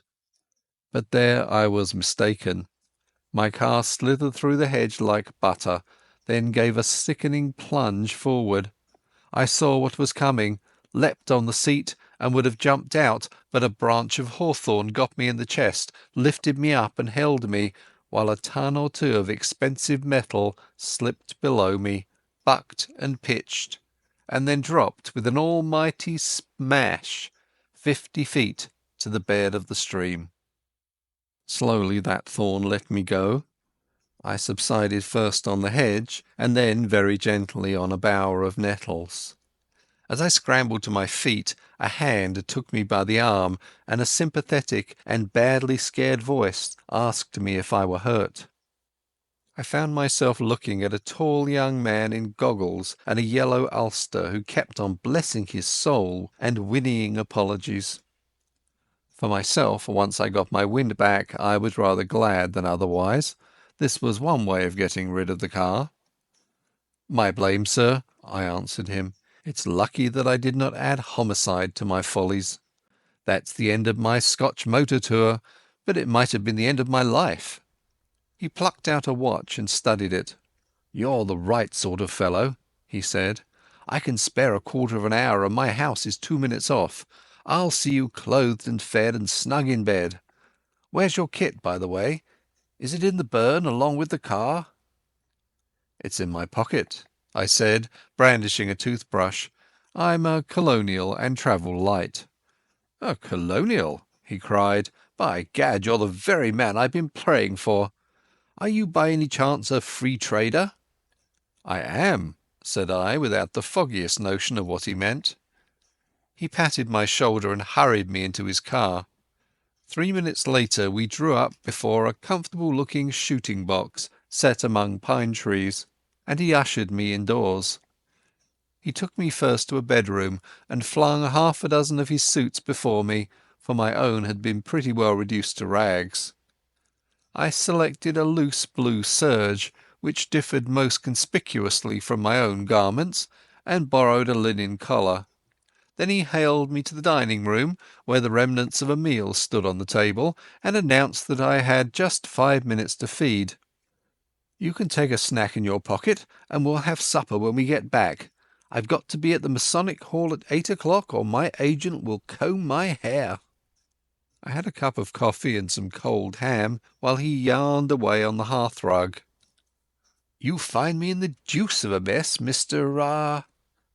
By the by, you haven't told me your name. Twisden? Any relation to old Tommy Twisden of the 60th? No?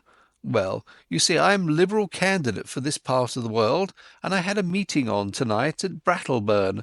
That's my chief town, and an infernal Tory stronghold. I had got the Colonial ex-Premier fellow, Crumpleton, coming to speak for me tonight, and had the thing tremendously billed, and the whole place ground-baited. This afternoon I got a wire from the ruffian, saying he has got influenza at Blackpool, and here I am, left to do the whole thing myself. I'd meant to speak for 10 minutes, and must now go on for 40, and though I've been racking my brains for 3 hours to think of something, I simply cannot last the course. Now you've got to be a good chap and help me. You're a free trader, and can tell our people what a wash-out protection is in the colonies. All you fellows have the gift of the gab. I wish to heaven I had it. I'll be for evermore in your debt." I had very few notions about free trade one way or the other, but I saw no other chance to get what I wanted. My young gentleman was far too absorbed in his own difficulties to think how odd it was to ask a stranger who had just missed death by an ace, and who had lost a 1,000-guinea car, to address a meeting for him on the spur of the moment.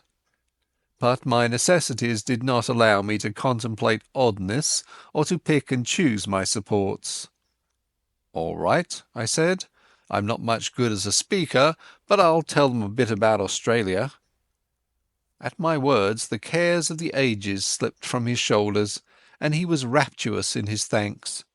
He lent me a big driving coat, and never troubled to ask why I had started on a motor tour without possessing an ulster, and as we slipped down the dusty roads, poured into my ears the simple facts of his history. He was an orphan, and his uncle had brought him up. I have forgotten the uncle's name, but he was in the cabinet, and you can read his speeches in the papers. He had gone round the world after leaving Cambridge, and then, being short of a job, his uncle had advised politics. I gathered that he had no preference in parties. "Good chaps in both," he said cheerfully, "and plenty of blighters too. I'm a Liberal because my family have always been Whigs." But if he was lukewarm politically, he had strong views on other things. He found out that I knew a bit about horses, and jawed away about the Derby entries, and he was full of plans for improving his shooting. Altogether a very clean, decent, callow young man. As we passed through a little town, 2 policemen signalled to us to stop, and flashed their lanterns on us. "Beg pardon, Sir Harry. I've got instructions to look out for a car, and the description's not unlike yours." "Right-ho," said my host, when I thanked Providence for the devious ways I had been brought to safety. After that we spoke no more, for my host's mind began to labour heavily with his coming speech. His lips kept muttering, his eyes wandered, and I began to prepare myself for a second catastrophe. I tried to think of something to say myself, but my mind was dry as a stone. The next thing I knew we had drawn up outside a door in a street, and were being welcomed by some noisy gentlemen with rosettes.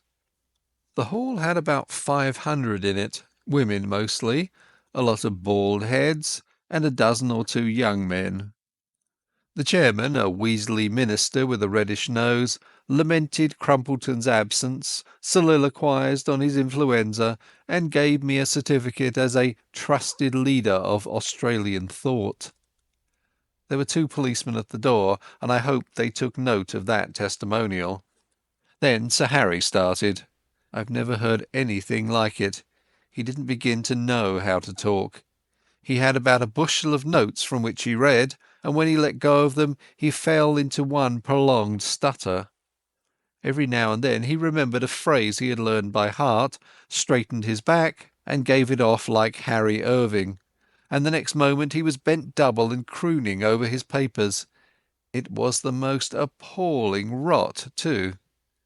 He talked about the German menace, and said it was all a Tory invention to cheat the poor of their rights and keep back the great flood of social reform, but that organised labour realised this and laughed the Tories to scorn. He was all for reducing our navy as a proof of our good faith, and then sending Germany an ultimatum, telling her to do the same or we would knock her into a cocked hat. He said that, but for the Tories, Germany and Britain would be fellow workers in peace and reform. I thought of the little black book in my pocket. A giddy lot Scudder's friends cared for peace and reform. Yet, in a queer way, I liked the speech. You could see the niceness of the chap shining out behind the muck with which he had been spoon-fed. Also, it took a load off my mind. I mightn't be much of an orator, but I was 1000% better than Sir Harry. I didn't get on so badly when it came to my turn. I simply told them all I could remember about Australia, praying there should be no Australian there, all about its Labour Party and immigration and universal service. I doubt if I remembered to mention free trade, but I said there were no Tories in Australia, only Labour and Liberals. That fetched a cheer, and I woke them up a bit when I started in to tell them the kind of glorious business I thought could be made out of the Empire if we really put our backs into it. Although I fancy I was rather a success, the minister didn't like me though, and when he proposed a vote of thanks spoke of Sir Harry's speech as statesmanlike, and mine as having the eloquence of an immigration agent. When we were in the car again, my host was in wild spirits, having got his job over. "A ripping speech, Twisden," he said. "Now you're coming home with me. I'm all alone, and if you'll stop a day or two, I'll show you some very decent fishing." We had a hot supper, and I wanted it pretty badly, and then drank grog in a big cheery smoking room with a crackling wood fire. I thought the time had come for me to put my cards on the table. I saw by this man's eye that he was the kind you can trust. "Listen, Sir Harry," I said, "I've got something pretty important to say to you. You're a good fellow, and I'm going to be frank. Where on earth did you get that poisonous rubbish you talked last night?" His face fell. "Was it as bad as that?" he asked ruefully. "It did sound rather thin. I got most of it out of the Progressive magazine and pamphlets that agent chap of mine keeps sending me. But surely you don't think Germany would ever go to war with us?" "Ask that question in 6 weeks and it won't need an answer," I said. "But if you'll give me your attention for half an hour, I'm going to tell you a story." I can see yet that bright room with the deers' heads and the old prints on the walls, Sir Harry standing restlessly on the stone curb of the hearth, and myself lying back in an armchair, speaking. I seemed to be another person, standing aside and listening to my own voice, and judging carefully the reliability of my tale. It was the first time I had ever told anyone the exact truth, so far as I understood it, and it did me no end of good, for it straightened out the thing in my own mind. I blinked no detail. He heard all about Scudder and the Milkman and the notebook, and my doings in Galloway.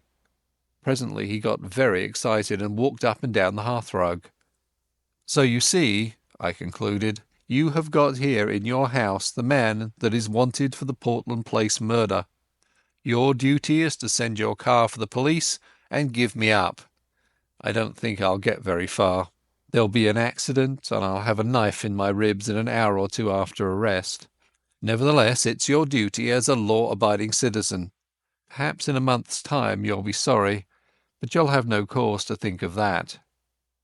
He was looking at me with bright, steady eyes. "What was your job in Rhodesia, Mr. Hannay?" he asked. "Mining engineer," I said. I made my pile cleanly, and I've had a good time in the making of it. "Not a profession that weakens the nerves, is it?" I laughed. "Oh, as to that, my nerves are good enough." I took down a hunting knife from a stand on the wall and did the old Mashona trick of tossing it and catching it in my lips. That wants a pretty steady heart. He watched me with a smile. "I don't want proofs. I may be an ass on a platform, but I can size up a man. You're no murderer, and you're no fool, and I believe you are speaking the truth. I'm going to back you up. Now, what can I do?" First, I want you to write a letter to your uncle. I've got to get in touch with the government people some time before the 15th of June. He pulled his moustache. That won't help you. This is Foreign Office business, and my uncle would have nothing to do with it. Besides, you'll never convince him. No, I'll go one better. I'll write to the permanent secretary at the Foreign Office. He's my godfather, and one of the best going. What do you want? He sat down at the table and wrote to my dictation. The gist of it was that if a man called Twisden, I thought I'd better stick to that name, turned up before June 15th, he was to treat him kindly. He said Twisden would prove his bona fides by passing the word Blackstone and whistling Annie Laurie. Good, said Sir Harry. That's the proper style. By the way, you'll find my godfather, his name's Sir Walter Bullivant, down at his country cottage for Whitsuntide. It's close to Artinswell on the Kennet. That's done. Now, what's the next thing? You're about my height. Lend me the oldest tweed suit you've got. Anything will do, so long as the colour is the opposite of the clothes I destroyed this afternoon. Then show me a map of the neighbourhood and explain to me the lie of the land. Lastly, if the police come asking about me, just show them the car in the glen. If the other lot turn up, tell them I caught the South Express after your meeting. He did, or promised to do, all these things. I shaved off the remnants of my moustache and got inside an ancient suit of what I believe is called heather mixture. The map gave me some notion of my whereabouts and told me the two things I wanted to know: where the main railway to the south could be joined, and what were the wildest districts near at hand. At 2 o'clock he wakened me from my slumber in the smoking-room armchair and led me blinking into the dark starry night. An old bicycle was found in a tool shed and handed over to me. "First turn to the right up by the long fir wood," he enjoined. "By daybreak you'll be well into the hills. Then I should pitch the machine into a bog and take to the moors on foot. You can put in a week among the shepherds and be as safe as you were in New Guinea." I pedalled diligently up steep roads of hill gravel till the skies grew pale with morning. As the mists cleared before the sun, I found myself in a wide green world of glens falling on every side, and a far-away blue horizon. Here, at any rate, I could get early news of my enemies. Chapter 5. The Adventure of the Spectacled Roadman. I sat down on the very crest of the pass and took stock of my position. Behind me was the road, climbing through a long cleft in the hills which was the upper glen of some notable river. In front was a flat space of maybe a mile, all pitted with bog-holes and rough with tussocks, and then beyond it the road fell steeply down another glen to a plain whose blue dimness melted into the distance. To left and right were round-shouldered green hills, as smooth as pancakes, but to the south, that is, the left hand, there was a glimpse of high heathery mountains which I remembered from the map as the big knot of hill which I had chosen for my sanctuary. I was on the central boss of a huge upland country and could see everything moving for miles. In the meadow below the road, half a mile back, a cottage smoked, but it was the only sign of human life. Otherwise there was only the calling of plovers and the tinkling of little streams. It was now about 7 o'clock, and as I waited I heard once again the ominous beat in the air. Then I realized that my vantage ground might in reality be a trap. There was no cover for a tomtit in those bald green places. I sat quite still and hopeless while the beat grew louder. Then I saw an aeroplane coming up from the east. It was flying high, but as I looked it dropped several 100 feet and began to circle round the knot of hill in narrowing circles, just as a hawk wheels before it pounces. Now it was flying very low, and now the observer on board caught sight of me. I could see one of the two occupants examining me through glasses. Suddenly it began to rise in swift whirls, and the next I knew it was speeding eastward again till it became a speck in the blue morning. That made me do some savage thinking. My enemies had located me, and the next thing would be a cordon around me. I didn't know what force they could command, but I was certain it would be sufficient. The aeroplane had seen my bicycle and would conclude that I would try to escape by the road. In that case there might be a chance on the moors to the right or left. I wheeled the machine 100 yards from the highway and plunged it into a moss hole, where it sank among pondweed and water buttercups. Then I climbed to a knoll which gave me a view of the two valleys. Nothing was stirring on the long white ribbon that threaded them. I have said there was not cover in the whole place to hide a rat. As the day advanced it was flooded with soft fresh light till it had the fragrant sunniness of the South African veldt. At other times I should have liked the place, but now it seemed to suffocate me. The free moorlands were prison walls, and the keen hill air was the breath of a dungeon. I tossed a coin. Heads right, tails left, and it fell heads, so I turned to the north. In a little I came to the brow of the ridge which was the containing wall of the pass. I saw the high road for maybe 10 miles, and far down it something that was moving, and that I took to be a motor car. Beyond the ridge I looked on a rolling green moor which fell away into wooded glens. Now, my life on the veldt has given me the eyes of a kite, and I can see things for which most men need a telescope. Away down the slope, a couple of miles away, several men were advancing like a row of beaters at a shoot. I dropped out of sight behind the skyline. That way was shut to me, and I must try the bigger hills to the south beyond the highway. The car, I had noticed, was getting nearer, but it was still a long way off, with some very steep gradients before it. I ran hard, crouching low except in the hollows, and as I ran I kept scanning the brow of the hill before me. Was it imagination, or did I see figures, 1, 2, perhaps more, moving in a glen beyond the stream? If you are hemmed in on all sides in a patch of land, there is only one chance of escape. You must stay in the patch and let your enemies search it and not find you. That was good sense, but how on earth was I to escape notice on that tablecloth of a place?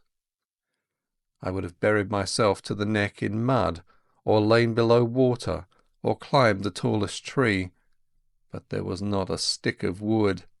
These bog-holes were little puddles. The stream was a slender trickle.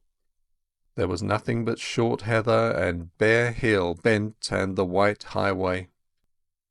Then in a tiny bight of road, beside a heap of stones, I found the Roadman. He had just arrived and was wearily flinging down his hammer. He looked at me with a fishy eye and yawned.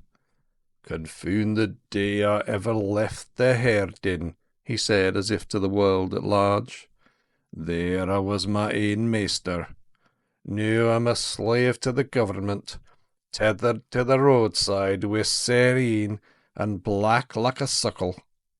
He took up the hammer, struck a stone, dropped the implement with an oath, and put both hands to his ears.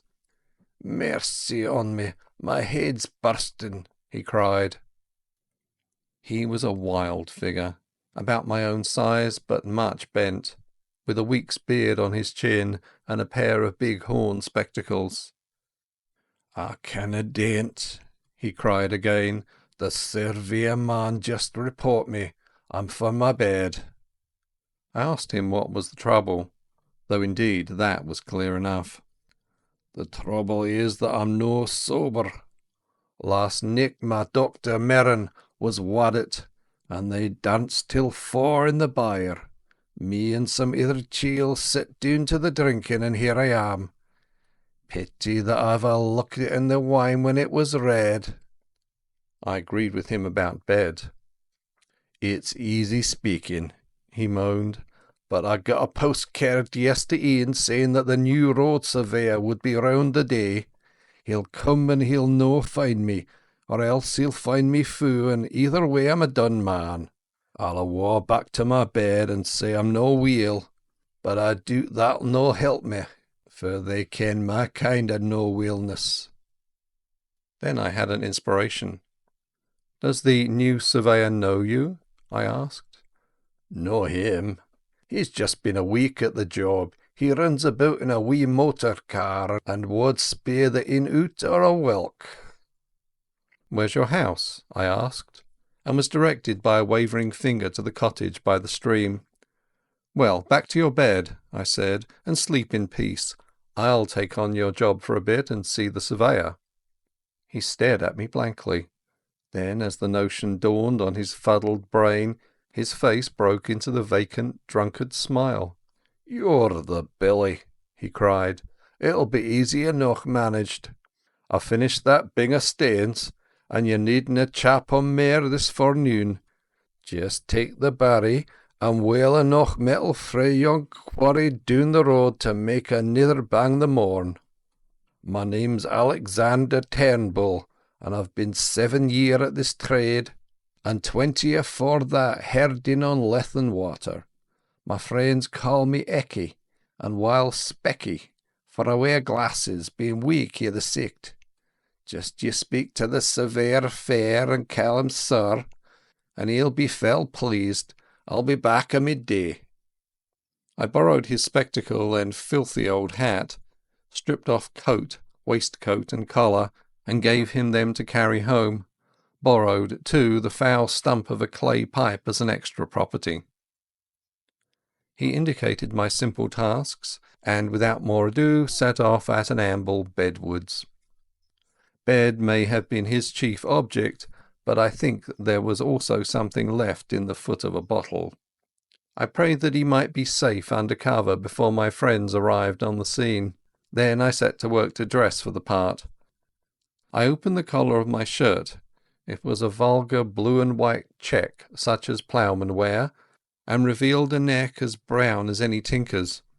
I rolled up my sleeves, and there was a forearm which might have been a blacksmith's, sunburned and rough with old scars. I got my boots and trouser legs all white from the dust of the road, and hitched up my trousers, tying them with string below the knee. Then I set to work on my face.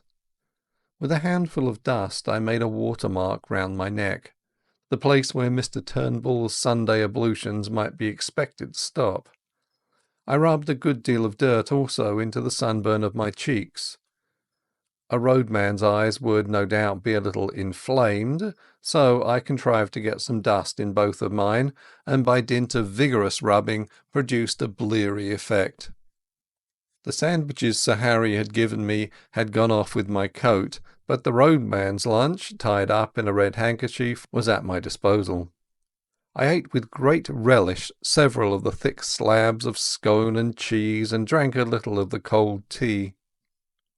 In the handkerchief was a local paper tied with string and addressed to Mr. Turnbull, obviously meant to solace his midday leisure. I did up the bundle again and put the paper conspicuously beside it. My boots did not satisfy me, but by dint of kicking among the stones I reduced them to the granite-like surface which marks a roadman's footgear. Then I bit and scraped up my fingernails till the edges were all cracked and uneven. The men I was matched against would miss no detail. I broke one of the bootlaces and retied it in a clumsy knot, and loosened the other so that my thick grey socks bulged over the uppers. Still no sign of anything on the road. The motor I had observed half an hour ago must have gone home. My toilette complete, I took up the barrow and began my journeys to and from the quarry 100 yards off. I remembered an old scout in Rhodesia, who had done many queer things in his day, once telling me that the secret of playing a part was to think yourself into it. You could never keep it up, he said, unless you could manage to convince yourself that you were it. So I shut off all other thoughts and switched them on the road mending. I thought of the little white cottage as my home. I recalled the years I had spent herding on Lethen water. I made my mind dwell lovingly on sleep in a box bed and a bottle of cheap whisky. Still nothing appeared on that long white road. Now and then a sheep wandered off the heather to stare at me. A heron flopped down to a pool in the stream and started to fish, taking no more notice of me than if I had been a milestone. On I went, trundling my loads of stone with the heavy step of the professional. Soon I grew warm, and the dust on my face changed to solid and abiding grit. I was already counting the hours till evening should put a limit to Mr. Turnbull's monotonous toil. Suddenly a crisp voice spoke from the road, and looking up I saw a little Ford two-seater and a round-faced young man in a bowler hat. "Are you Alexander Turnbull?" he asked. "I am the new county road surveyor. You live at Blackhope Foot and have charge of the section from Laidlaw Byres to the Riggs? Good. A fair bit of road, Turnbull, and not badly engineered. A little soft about a mile off, and the edges want cleaning. See you look after that. Good morning. You'll know me the next time you see me." Clearly my get-up was good enough for the dreaded surveyor. I went on with my work, and as the morning grew towards noon, I was cheered by a little traffic. A baker's van breasted the hill and sold me a bag of ginger biscuits, which I stowed in my trouser pockets against emergencies. Then a herd passed with sheep, and disturbed me somewhat by asking loudly, "What ha' become of Specky?" "In bed with a colic," I replied, and the herd passed on. Just about midday a big car stole down the hill, glided past, and drew up 100 yards beyond. Its 3 occupants descended as if to stretch their legs, and sauntered towards me. 2 of the men I had seen before from the window of the Galloway Inn, one lean, sharp and dark, the other comfortable and smiling. The third had the look of a countryman, a vet perhaps, or a small farmer. He was dressed in ill-cut knickerbockers, and the eye in his head was as bright and wary as a hen's. "Morning," said the last. "That's a fine easy job of yours." I had not looked up on their approach, and now, when accosted, I slowly and painfully straightened my back after the manner of roadmen, spat vigorously after the manner of the low Scot, and regarded them steadily before replying. I confronted 3 pairs of eyes that missed nothing. "There's waur jobs and there's better," I said sententiously. "I would rather hear you sitting a day on your hinderlands on the cushions. It's you and your muckle cors that wreck my roads. If we had the writs, you'd soon be made to mend what ye break."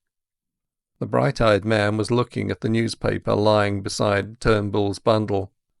"I see you get your papers in good time," he said. I glanced at it casually. "Aye, in good time, seeing that the paper came out last Saturday. I'm just 4 days late." He picked it up, glanced at the superscription, and laid it down again. One of the others had been looking at my boots, and a word in German called the speaker's attention to them. "You've a fine taste in boots," he said. "These were never made by a country shoemaker." "They were not," I said readily. "They were made in London. I got them frae the gentleman that was here last year for the shooting. What was his name now?" I scratched a forgetful head. Again the sleek one spoke in German. "Let us get on," he said. "This fellow is all right." Then they asked one last question. "Did you see anyone pass early this morning? He might be on a bicycle, or he might be on foot." I nearly fell into the trap and told a story of a bicycle hurrying past in the grey dawn, but I had a sense to see my danger and pretended to consider very deeply. "I wasna up very early," I said. "You see, my doctor was married last nicht, and we kept it up late. I opened the house door about 7, and there was naebody on the road then. Since I come up here, there's been just the baker and the Rachel herd, besides you gentlemen." One of them gave me a cigar, which I smelled gingerly and stuck in Turnbull's bundle. They got into their car and were out of sight in 3 minutes. My heart leapt with enormous relief, but I went on wheeling my stones. It was as well, for 10 minutes later the car returned, one of the occupants waving a hand to me. These gentry left nothing to chance. I finished Turnbull's bread and cheese, and pretty soon I had finished the stones. The next step was what puzzled me.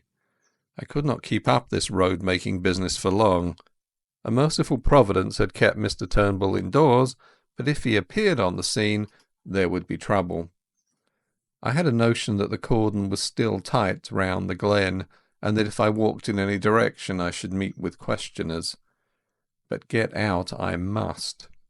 No man's nerve could stand more than a day of being spied on. I stayed at my post till about 5 o'clock. By that time I had resolved to go down to Turnbull's cottage at nightfall and take my chance of getting over the hills in the darkness. But suddenly a new car came up the road and slowed down a yard or two from me. A fresh wind had risen, and the occupant wanted to light a cigarette. It was a touring car with a tonneau full of an assortment of baggage. One man sat in it, and by an amazing chance I knew him. His name was Marmaduke Jopley, and he was an offence to creation. He was a sort of blood stockbroker who did his business by toadying eldest sons and rich young peers and foolish old ladies. Marmy was a familiar figure, I understood, at balls and polo weeks and country houses. He was an adroit scandalmonger, and would crawl a mile on his belly to anything that had a title or a million. I had a business introduction to his firm when I came to London, and he was good enough to ask me to dinner at his club. There he showed off at a great rate, and pattered about his duchess till the snobbery of the creature turned me sick. I asked a man afterwards why nobody kicked him, and was told that an Englishman reverenced the weaker sex. Anyhow, there he was now, nattily dressed in a fine new car, obviously on his way to visit some of his fine friends. A sudden daftness took me, and in a second I had jumped into the tonneau and had him by the shoulder. "Hello, Jopley," I sang out. "Well met, my lad." He got a horrible fright. His chin dropped as he stared at me. "Who the devil are you?" he gasped. "My name's Hannay," I said, "from Rhodesia. You remember?" "Good God, the murderer!" he choked. "Just so. And there'll be a second murder, my dear, if you don't do as I tell you. Give me that coat of yours, that cap too."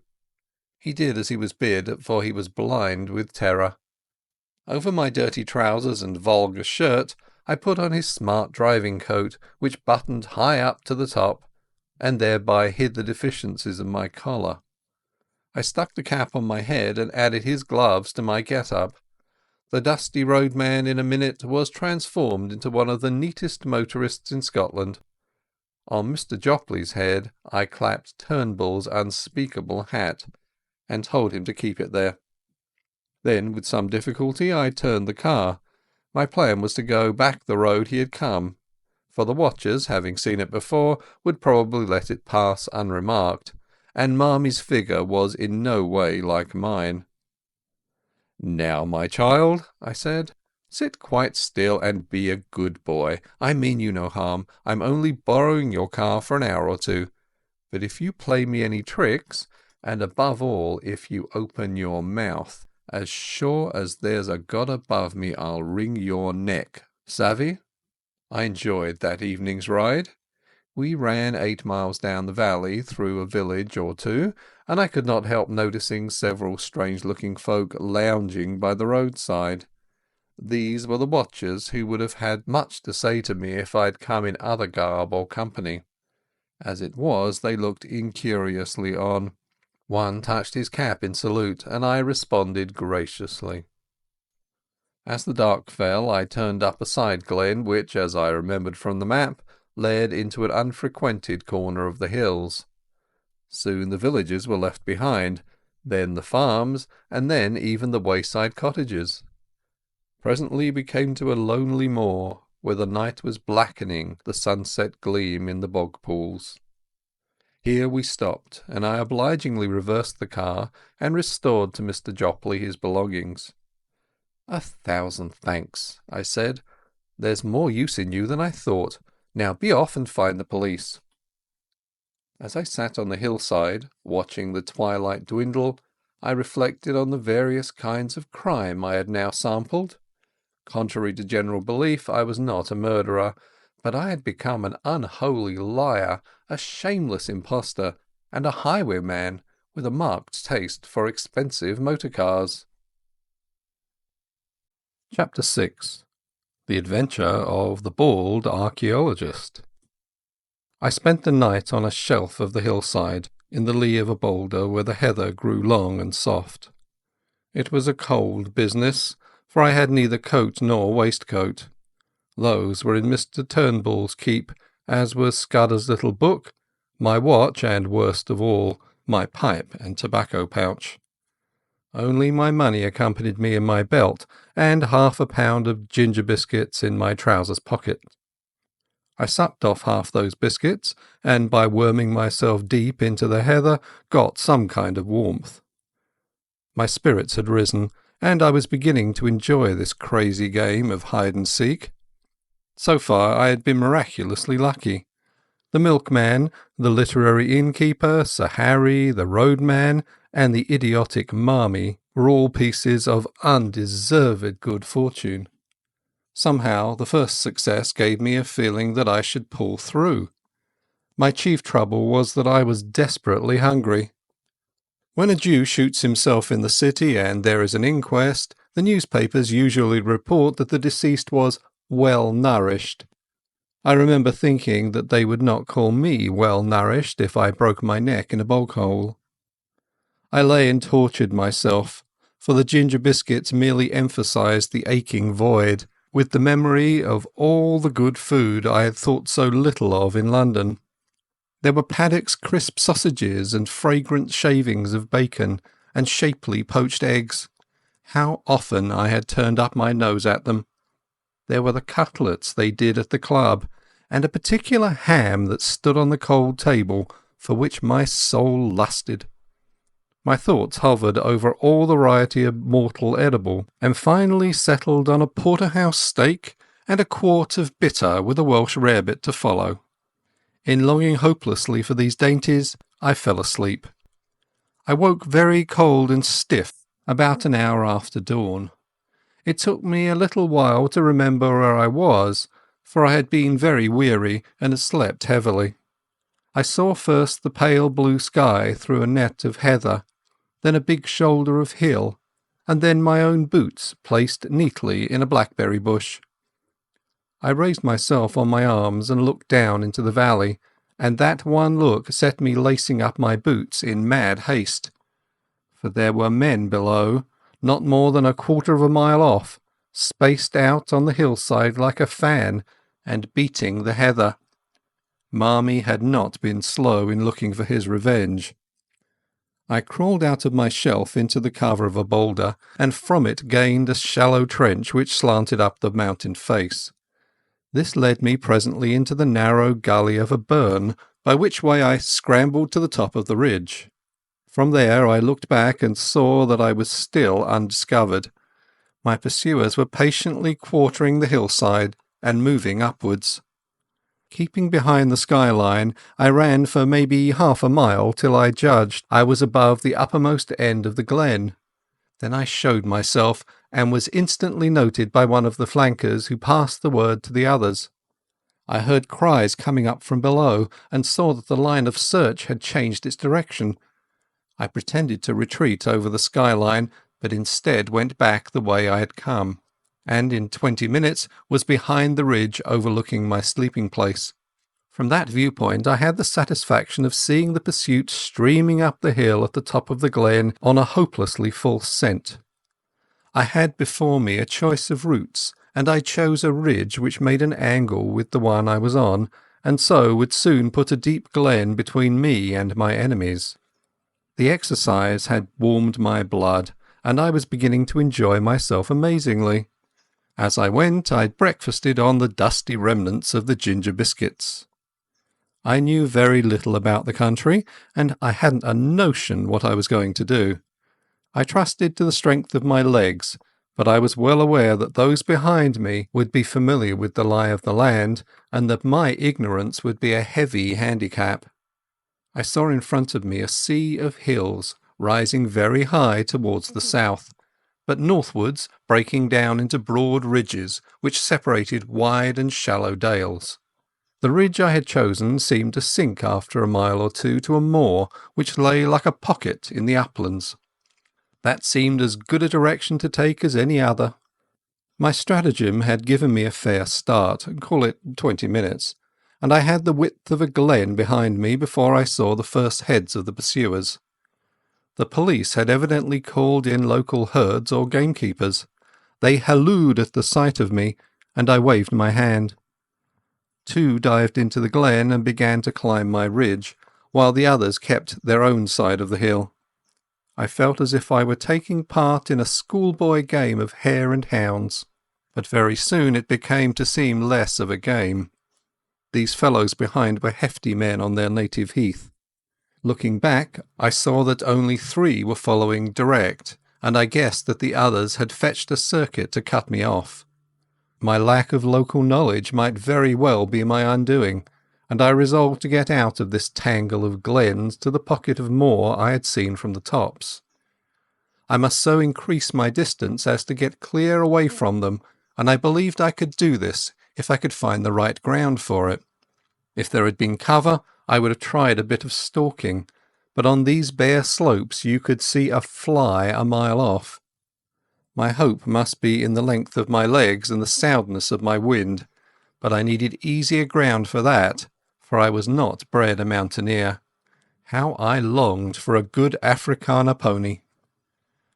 I put on a great spurt and got off my ridge and down into the moor before any figures appeared on the skyline behind me. I crossed the burn and came out on a high road which made a pass between 2 glens. All in front of me was a big field of heather sloping up to a crest which was crowned with an odd feather of trees. In the dyke by the roadside was a gate from which a grass-grown track led over the first wave of the moor. I jumped the dyke and followed it, and after a few 100 yards, as soon as it was out of sight of the highway, the grass stopped, and it became a very respectable road, which was evidently kept with some care. Clearly it ran to a house, and I began to think of doing the same. Hitherto my luck had held, and it might be that my best chance would be found in this remote dwelling. Anyhow, there were trees there, and that meant cover. I did not follow the road, but the burnside which flanked it on the right, where the bracken grew deep, and the high banks made a tolerable screen. It was well I did so, for no sooner had I gained the hollow than, looking back, I saw the pursuit topping the ridge from which I had descended. After that I did not look back. I had no time. I ran up the burnside, crawling over the open places, and for a large part wading in the shallow stream. I found a deserted cottage with a row of phantom peat stacks and an overgrown garden. Then I was among young hay, and very soon had come to the edge of a plantation of wind-blown firs. From there I saw the chimneys of the house smoking a few 100 yards to my left. I forsook the burnside, crossed another dyke, and almost before I knew was on a rough lawn. A glance back told me that I was well out of sight of the pursuit, which had not yet passed the first lift of the moor. The lawn was a very rough place, cut with a scythe instead of a mower, and planted with beds of scrubby rhododendrons. A brace of black game, which are not usually garden birds, rose at my approach. The house before me was the ordinary moorland farm, with a more pretentious whitewashed wing added. Attached to this wing was a glass veranda, and through the glass I saw the face of an elderly gentleman meekly watching me. I stalked over the border of coarse hill gravel and entered the veranda door. Within was a pleasant room, glass on one side, and on the other a mass of books. More books showed in an inner room. On the floor, instead of tables, stood cases such as you see in a museum, filled with coins and queer stone implements. There was a knee-hole desk in the middle, and seated at it, with some papers and open volumes before him, was the benevolent old gentleman. His face was round and shiny, like Mr. Pickwick's. Big glasses were stuck on the end of his nose, and the top of his head was as bright and bare as a glass bottle. He never moved when I entered, but raised his placid eyebrows and waited on me to speak. It was not an easy job, with about 5 minutes to spare, to tell a stranger who I was and what I wanted, and to win his aid. I did not attempt it. There was something about the eye of the man before me, something so keen and knowledgeable, that I could not find a word. I simply stared at him and stuttered. "You seem in a hurry, my friend," he said slowly. I nodded towards the window. It gave a prospect across the moor through a gap in the plantation, and revealed certain figures half a mile off, straggling through the heather. "Ah, I see," he said, and took up a pair of field glasses, through which he patiently scrutinized the figures. "A fugitive from justice, eh? Well, we'll go into the matter at our leisure. Meantime, I object to my privacy being broken in upon by the clumsy rural policeman. Go into my study and you will see 2 doors facing you. Take the one to the left and close it behind you. You will be perfectly safe."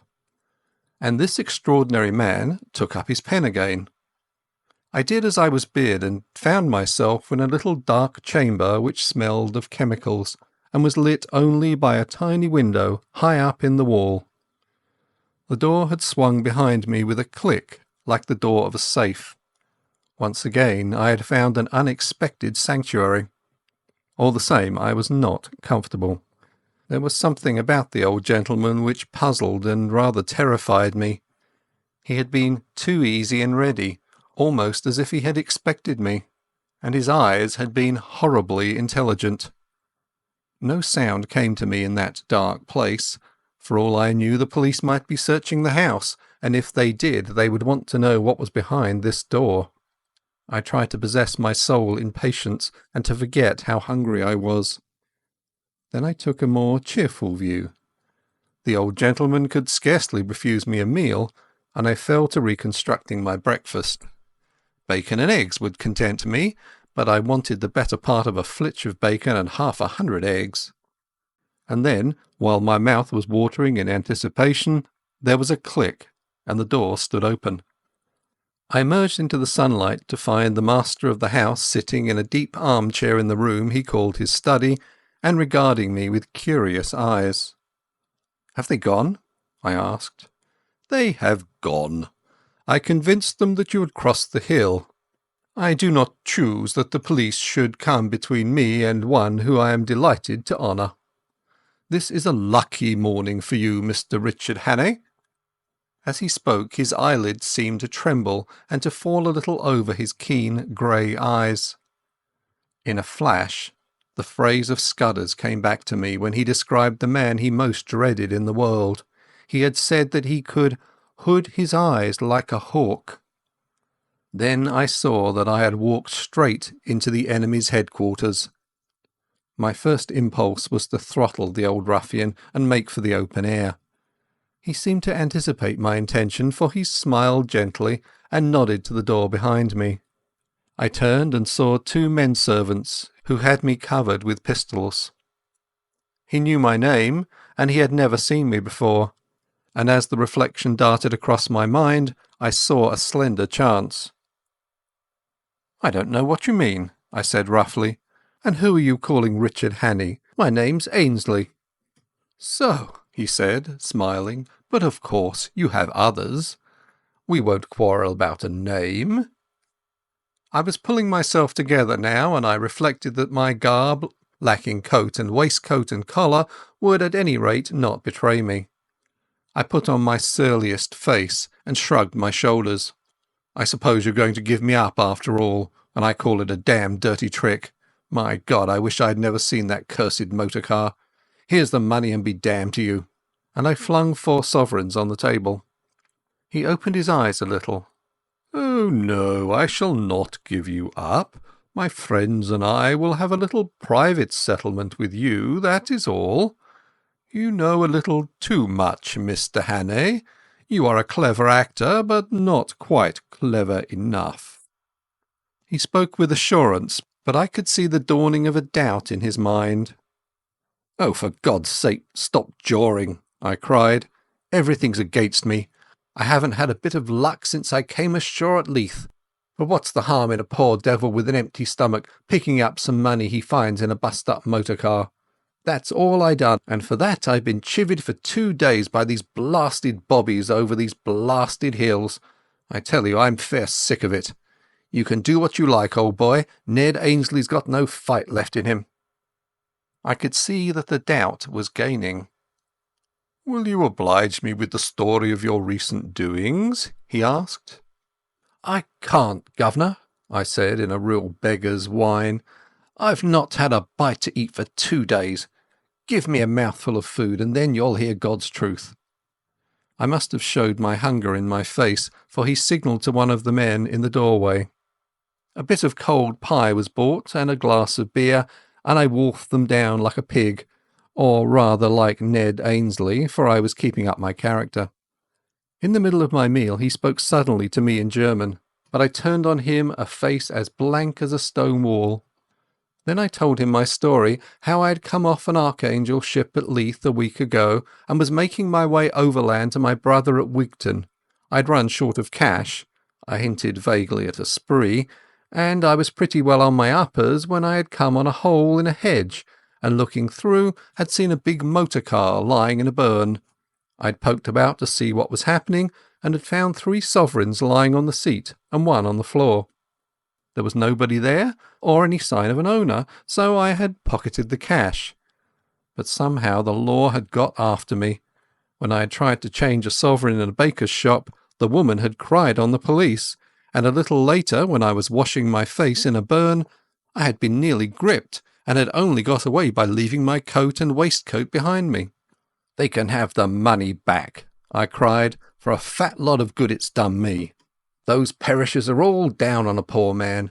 Now, if it had been you, governor, that had found the quids, nobody would have troubled you. You're a good liar, Hannay, he said. I flew into a rage. Stop fooling, damn you! I tell you my name's Ainsley, and I never heard of anyone called Hannay in my born days. I'd sooner have the police than you with your Hannays and your monkey-faced pistol tricks. No, governor, I don't mean that. I'm much obliged for you for the grub. I'll thank you to let me go now the coast's clear. It was obvious that he was badly puzzled. You see, he had never seen me, and my appearance must have altered considerably from my photographs, if he had got one of them. I was pretty smart and well dressed in London, and now I was a regular tramp. I do not propose to let you go. If you are what you say you are, you will soon have a chance of clearing yourself. If you are what I believe you are, I do not think you will see the light much longer. He rang a bell, and a 3rd servant appeared from the veranda. I want the Lancaster in 5 minutes, he said. There will be 3 to luncheon. Then he looked steadily at me, and that was the hardest ordeal of all. There was something weird and devilish in those eyes, cold, malignant, unearthly, and most hellishly clever. They fascinated me like the bright eyes of a snake. I had a strong impulse to throw myself on his mercy and offer to join his side, and if you consider the way I felt about the whole thing, you will see that that impulse must have been purely physical, the weakness of a brain mesmerized and mastered by a stronger spirit. But I managed to stick it out and even to grin. You'll know me next time, governor, I said. Karl, he said in German to one of the men in the doorway, you will put this fellow in the storeroom until I return, and you will be answerable to me for his keeping. I was marched out of the room with a pistol at each ear. The storeroom was a damp chamber in what had been the old farmhouse. There was no carpet on the uneven floor, and nothing to sit down on but a school form. It was black as pitch, for the windows were heavily shuttered. I made out by groping that the walls were lined with boxes and barrels and sacks of some heavy stuff. The whole place smelled of mould and disuse. My jailers turned the key in the door, and I could hear them shifting their feet as they stood on guard outside. I sat down in the chilly darkness in a very miserable frame of mind. The old boy had gone off in a motor to collect the two ruffians who had interviewed me yesterday.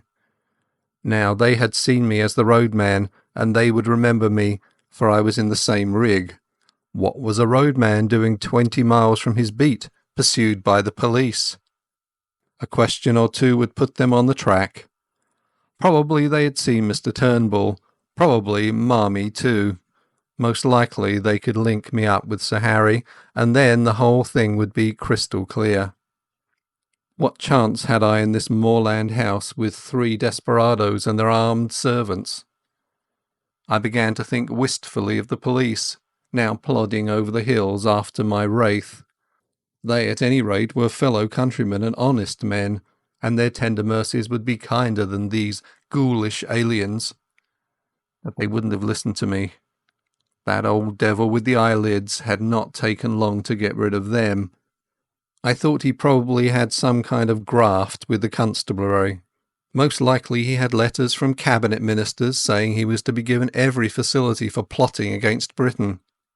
That was the sort of owlish way we run our politics in the old country. The 3 would be back for lunch, so I hadn't got more than a couple of hours to wait. It was simply waiting on destruction, for I could see no way out of this mess. I wished that I had Scudder's courage, for I am free to confess I didn't feel any great fortitude. The only thing that kept me going was that I was pretty furious. It made me boil with rage to think of those 3 spies getting the pull on me like this. I hoped that at any rate I might be able to twist one of their necks before they downed me. The more I thought of it, the angrier I grew, and I had to get up and move about the room. I tried the shutters, but they were the kind that lock with a key, and I couldn't move them. From the outside came the faint clucking of hens in the warm sun. Then I groped among the sacks and boxes. I couldn't open the latter, and the sacks seemed to be full of things like dog biscuits that smelled of cinnamon. But as I circumnavigated the room, I found a handle in the wall which seemed worth investigating. It was the door of a wall cupboard, what they call a press in Scotland, and it was locked. I shook it, and it seemed rather flimsy. For want of something better to do, I put out my strength on that door, getting some purchase on the handle by looping my braces round it. Presently the thing gave with a crash, which I thought would bring in my warders to inquire. I waited for a bit, and then started to explore the cupboard shelves. There was a multitude of queer things there. I found an odd vesta or two in my trousers pocket, and struck a light. It went out in a second, but it showed me one thing. There was a little stock of electric torches on one shelf. I picked one up and found it was in working order. With the torch to help me, I investigated further. There were bottles and cases of queer-smelling stuffs, chemicals no doubt for experiments, and there were coils of fine copper wire and yanks of a thin oiled silk. There was a box of detonators and a lot of cord for fuses. Then, away at the back of a shelf, I found a stout brown cardboard box, and inside it a wooden case. I managed to wrench it open, and within lay 6 little grey bricks, each a couple of inches square. I took one up and found that it crumbled easily in my hand. Then I smelled it and put my tongue to it. After that I sat down to think. I hadn't been a mining engineer for nothing, and I knew lentonite when I saw it. With one of these bricks I could blow the house to smithereens. I'd used the stuff in Rhodesia and knew its power. The trouble was that my knowledge wasn't exact. I had forgotten the proper charge and the right way of preparing it, and I wasn't sure about the timing. I had only a vague notion too as to its power, for though I had used it, I had not handled it with my own fingers. But it was a chance, the only possible chance. It was a mighty risk, but against it was an absolute black certainty. If I used it, the odds were, as I reckoned, about 5 to 1 in favour of my blowing myself into the treetops. But if I didn't, I should be very likely to be occupying a 6-foot hole in the garden by the evening. That was the way I had to look at it. The prospect was pretty dark either way, but anyhow there was a chance, both for myself and for my country. The remembrance of little Scudder decided me. It was about the beastliest moment of my life, for I am no good at these cold-blooded resolutions. Still, I managed to rake up the pluck to set my teeth and choke back the horrid doubts that flooded in on me. I simply shut off my mind and pretended I was doing an experiment as simple as Guy Fawkes fireworks. I got a detonator and fixed it to a couple of feet of fuse. Then I took a quarter of a lentonite brick and buried it near the door, below one of the sacks in a crack of the floor, fixing the detonator in it. For all I knew, half of these boxes might be dynamite. If the cupboard held such deadly explosives, why not the boxes? In that case there would be a glorious skyward journey for me and the German servants, and about an acre of the surrounding country. There was also the risk that the detonation might set off the other bricks in the cupboard, for I had forgotten most that I knew about lentonite. But it didn't do to begin thinking about the possibilities. The odds were horrible, but I had to take them. I ensconced myself just below the sill of the window and lit the fuse. Then I waited for a moment or two. There was dead silence, only a shuffle of heavy boots in the passage, and the peaceful cluck of hens from the warm out-of-doors. I commended my soul to my Maker, and wondered where I would be in 5 seconds. A great wave of heat seemed to surge upwards from the floor and hang for a blistering instant in the air. Then the wall opposite me flashed into a golden yellow and dissolved with a rending thunder that hammered my brain into a pulp. Something dropped on me, catching the point of my left shoulder, and then I became unconscious. My stupor can scarcely have lasted beyond a few seconds. I felt myself being choked by thick yellow fumes and struggled out of the debris to my feet. Somewhere behind me I felt fresh air. The jambs of the window had fallen, and through the ragged rent the smoke was pouring out to the summer noon. I stepped over the broken lintel and found myself standing in a yard in a dense and acrid fog. I felt very sick and ill, but I could move my limbs, and I staggered blindly forward, away from the house. A small mill-lade ran in a wooden aqueduct at the other side of the yard, and into this I fell. The cool water revived me, and I had just enough wits left to think of escape. I squirmed up the lade among the slippery green slime till I reached the mill wheel. Then I wriggled through the axle hole into the old mill and tumbled onto a bed of chaff.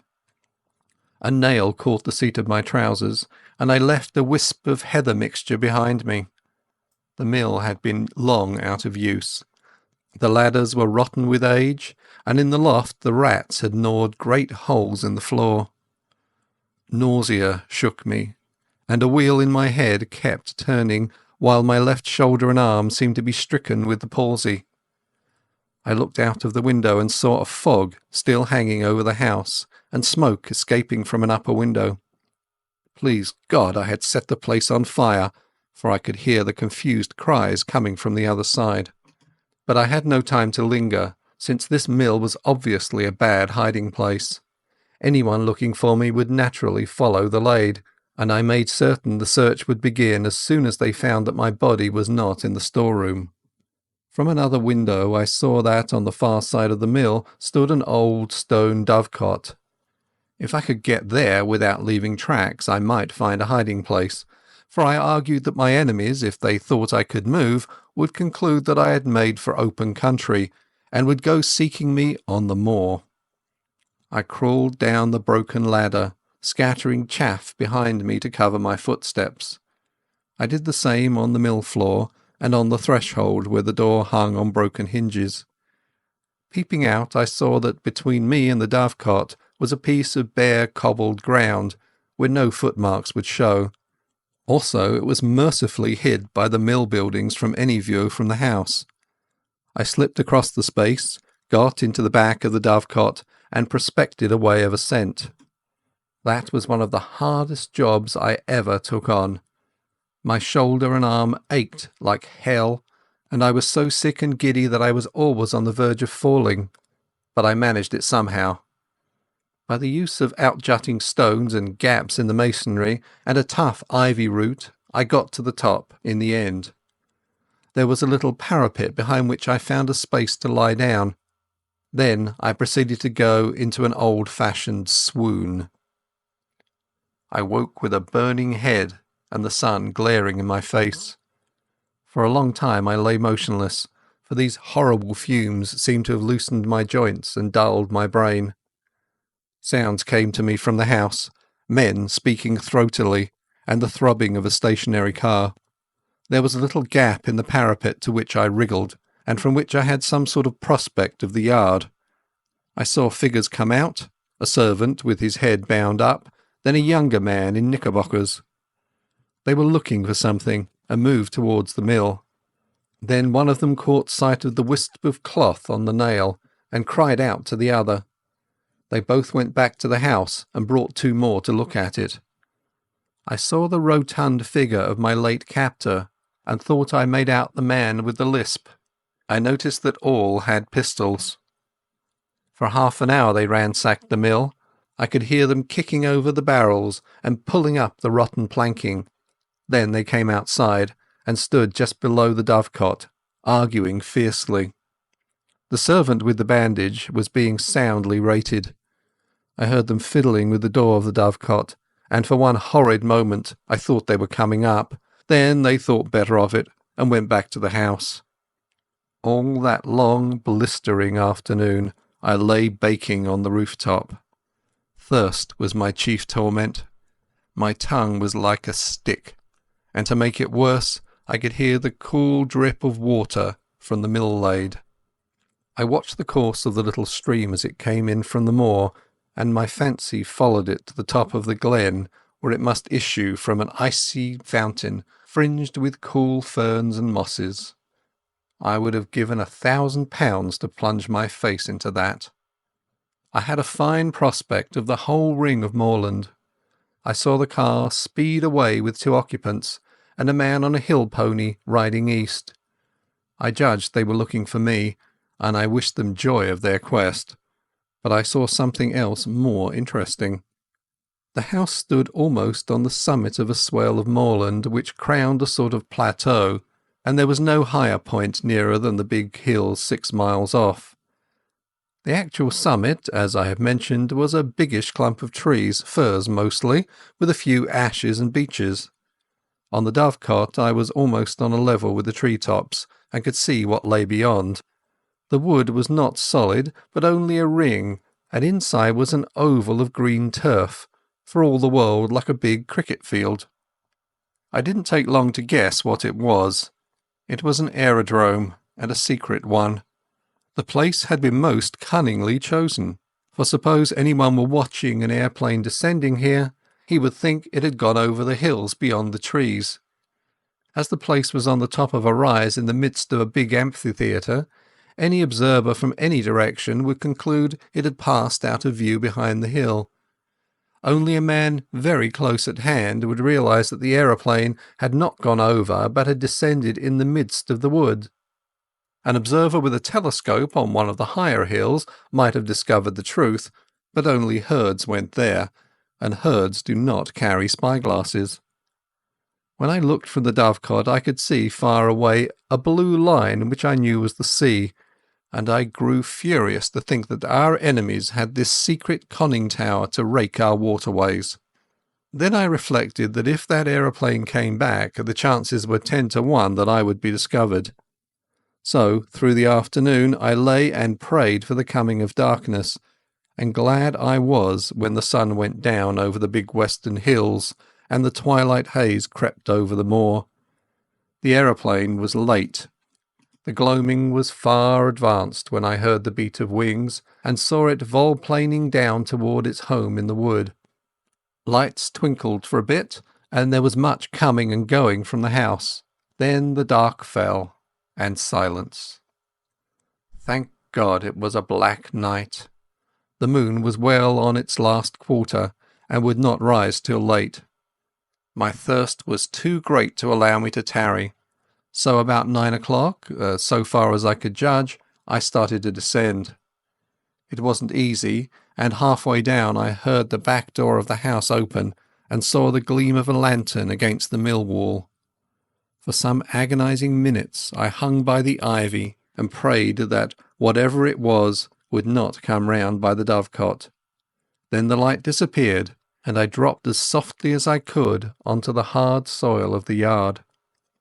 I crawled on my belly in the lee of a stone dyke till I reached the fringe of trees which surrounded the house. If I had known how to do it, I would have tried to put that aeroplane out of action, but I realized that any attempt would probably be futile. I was pretty certain that there would be some kind of defence round the house, so I went through the woods on hands and knees, feeling carefully every inch before me. It was as well, for presently I came on a wire about 2 feet from the ground. If I had tripped over that, it would doubtless have rung some bell in the house, and I would have been captured. 100 yards further on, I found another wire cunningly placed on the edge of a small stream. Beyond that lay the moor, and in 5 minutes I was deep in bracken and heather. Soon I was round the shoulder of the rise, in the little glen from which the mill lade flowed. 10 minutes later my face was deep in the spring, and I was soaking down pints of the blessed water. But I did not stop till I had put 6 miles between me and that accursed dwelling. Chapter 7. The Dry-Fly Fisherman. I sat down on a hilltop and took stock of my position. I wasn't feeling very happy, for my natural thankfulness at my escape was clouded by my severe bodily discomfort. Those lentonite fumes had fairly poisoned me, and the baking hours on the dovecot hadn't helped matters. I had a crushing headache, and felt as sick as a cat. Also, my shoulder was in a bad way. At first I thought it was only a bruise, but it seemed to be swelling, and I had no use of my left arm. My plan was to seek Mr. Turnbull's cottage, recover my garments, and especially Scudder's notebook, and then make for the main line and get back to the south. It seemed to me that the sooner I got in touch with the Foreign Office man, Sir Walter Bullivant, the better. I didn't see how I could get more proof than I'd got already. He must just take or leave my story, and anyway, with him I would be in better hands than those devilish Germans. I had begun to feel quite kindly towards the British police. It was a wonderful, starry night, and I had not much difficulty about the road. Sir Harry's map had given me the lie of the land, and all I had to do was to steer a point or two west of southwest to come to the stream where I had met the Roadman. In all these travels I never knew the names of the places, but I believe this stream was no less than the upper waters of the River Tweed. I calculated I must be about 18 miles distant, and that meant I could not get there before morning. So I must lie up a day somewhere, for I was too outrageous a figure to be seen in the sunlight. I had neither coat, waistcoat, collar nor hat. My trousers were badly torn, and my face and hands were black with the explosion. I dare say I had other beauties, for my eyes felt as if they were furiously bloodshot. Altogether I was no spectacle for God-fearing citizens to see on a high road. Very soon after daybreak I made an attempt to clean myself in a hill burn, and then approached a herd's cottage, for I was feeling the need of food. The herd was away from home, and his wife was alone with no neighbour for 5 miles. She was a decent old body and a plucky one, for though she got a fright when she saw me, She had an axe handy and would have used it on any evildoer. I told her that I'd had a fall. I didn't say how, and she saw by my looks that I was pretty sick. Like a true Samaritan, she asked no questions, but gave me a bowl of milk with a dash of whisky in it and let me sit for a little by her kitchen fire. She would have bathed my shoulder, but it ached so badly that I would not let her touch it. I don't know what she took me for, a repenitent burglar perhaps, but when I wanted to pay her for the milk and tendered a sovereign, which was the smallest coin I had, she shook her head and said something about giving it to them as had a right to it. At this I protested so strongly that I think she believed me honest, for she took the money and gave me a warm new plaid for it and an old hat of her man's. She showed me how to wrap the plaid round my shoulders, and when I left that cottage I was the living image of the kind of Scotsman you see in illustrations to Burns' poems. But at any rate I was more or less clad. It was as well, for the weather changed before midday to a thick drizzle of rain.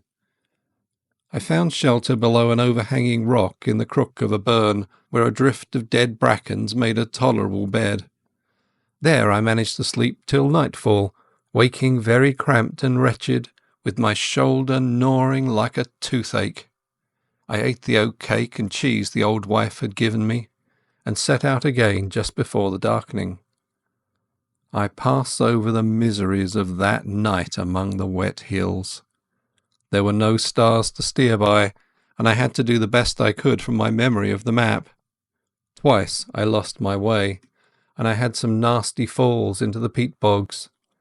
I'd only about 10 miles to go as the crow flies, but my mistakes made it nearer 20. The last bit was completed with set teeth and a very light and dizzy head. But I managed it, and in the early dawn I was knocking at Mr. Turnbull's door. The mist lay close and thick, and from the cottage I could not see the high road. Mr. Turnbull himself opened to me, sober and something more than sober. He was primly dressed in an ancient but well-tended suit of black. He had been shaved, and not later than the night before. He wore a linen collar, and in his left hand he carried a pocket Bible. At first he did not recognise me. "Wha are ye that come stravaiging here on the Sabbath morning?" he asked. I had lost all count of days, so the Sabbath was the reason for his strange decorum. My head was swimming so wildly that I could not frame a coherent answer, but he recognised me and saw that I was ill. "Have you got my specs?" he asked. I fetched them out of my trousers pocket and gave him them. "You'll come for your jacket and waistcoat," he said. "Come in by. Losh, man, you're terrible doon i' the legs. Haud up till I get ye to a chair." I perceived I was in for a bout of malaria. I had a good deal of fever in my bones, and the wet night had brought it out, while my shoulder and the effects of the fumes combined to make me feel pretty bad. Before I knew, Mr. Turnbull was helping me off with my clothes and putting me to bed in one of the 2 cupboards that lined the kitchen walls. He was a true friend in need, that old Roadman. His wife was dead years ago, and since his daughter's marriage he lived alone. For the better part of 10 days he did all the rough nursing I needed. I simply wanted to be left in peace while the fever took its course, and when my skin was cool again I found that the bout had more or less cured my shoulder. But it was a baddish go, and though I was out of bed in 5 days, it took me some time to get my legs again. He went out each morning, leaving me milk for the day and locking the door behind him, and came in the evening to sit silent in the chimney corner. Not a soul came near the place. When I was getting better he never bothered me with a question. Several times he fetched me 2 days old Scotsmen, and I noticed the interest in the Portland Place murder seemed to have died down. There was no mention of it, and I could find very little about anything except a thing called the General Assembly, some ecclesiastical spree, I gathered. One day he produced my belt from a lock-fast drawer. "There's a terrible heap of siller in it," he said. "You'd better count it to see it's all there." He never even inquired my name. I asked him if anybody had been around making inquiries subsequent to my spell at the road making. "Aye, there was a man in a motor car. He sped where he'd taken my place that day, and I let on I thought him daft. But he kept on at me, and syne he mun be thinking, oh my good brother fae the church that whiles lent me a hun. He was a Welsh-looking soul, and I could not understand the half of his English tongue." I was getting pretty restless those last days, and as soon as I felt myself fit, I decided to be off. That was not till the 12th day of June, and as luck would have it, a drover went past that morning, taking some cattle to Moffat. He was a man named Hislop, a friend of Turnbull's, and he came in to his breakfast with us and offered to take me with him. I made Turnbull accept £5 for my lodging, and a hard job I had of it. There was never a more independent being. He grew positively rude when I pressed him, and shy and red, and took the money at last without a thank you. When I told him how much I owed him, he grunted something about "a good turn deserving another." You would have thought from our leave-taking that we had parted in disgust. Hislop was a cheery soul who chattered all the way over the pass and down the sunny vale of Annan.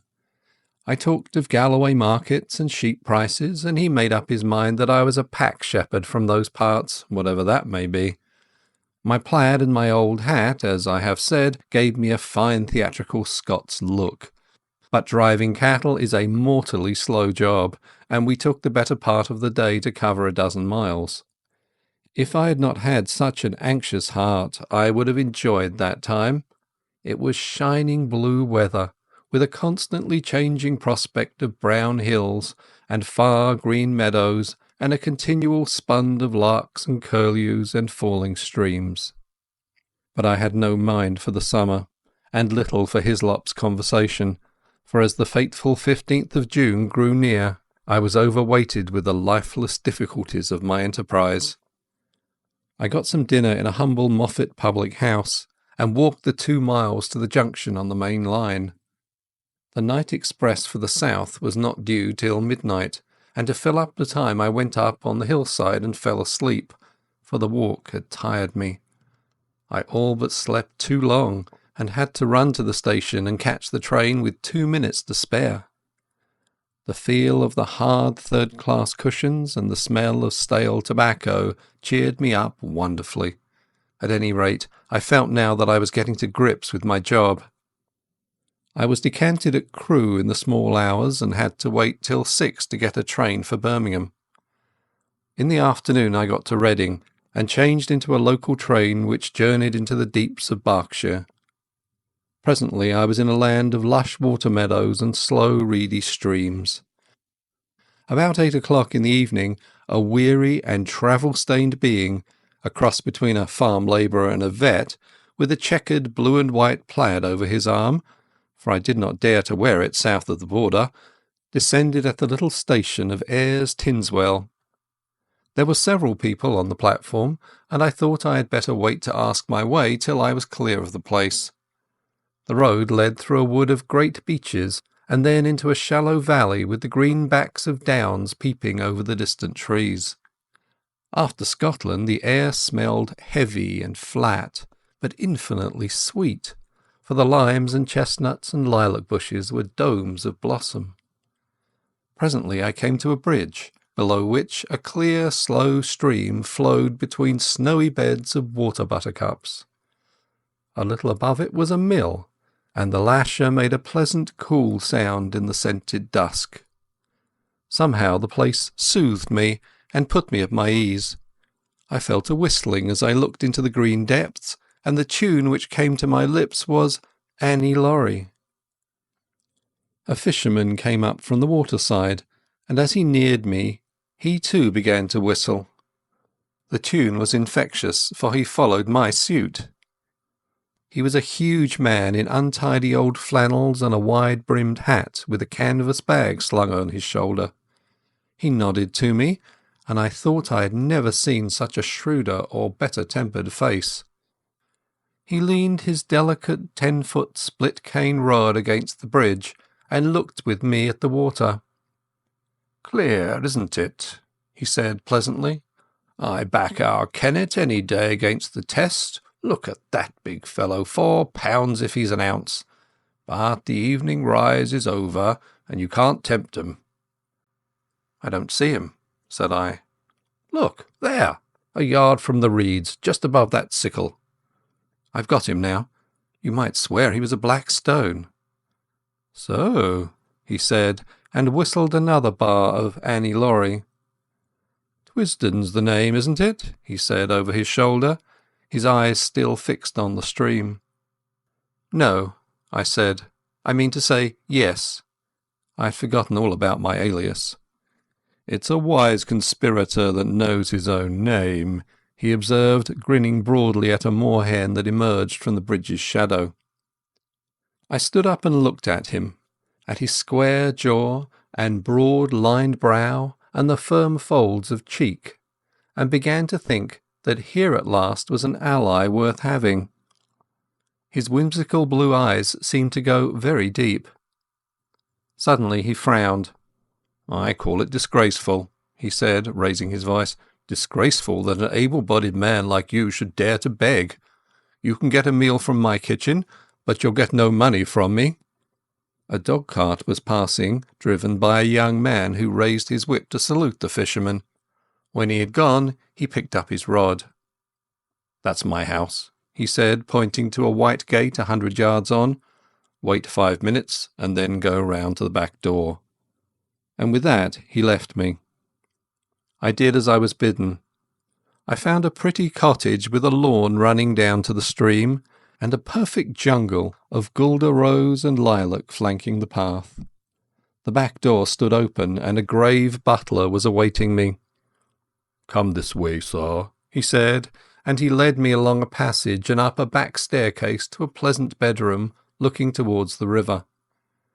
There I found a complete outfit laid out for me, dress clothes with all the fixings, a brown flannel suit, shirts, collars, ties, shaving things and hairbrushes, even a pair of patent shoes.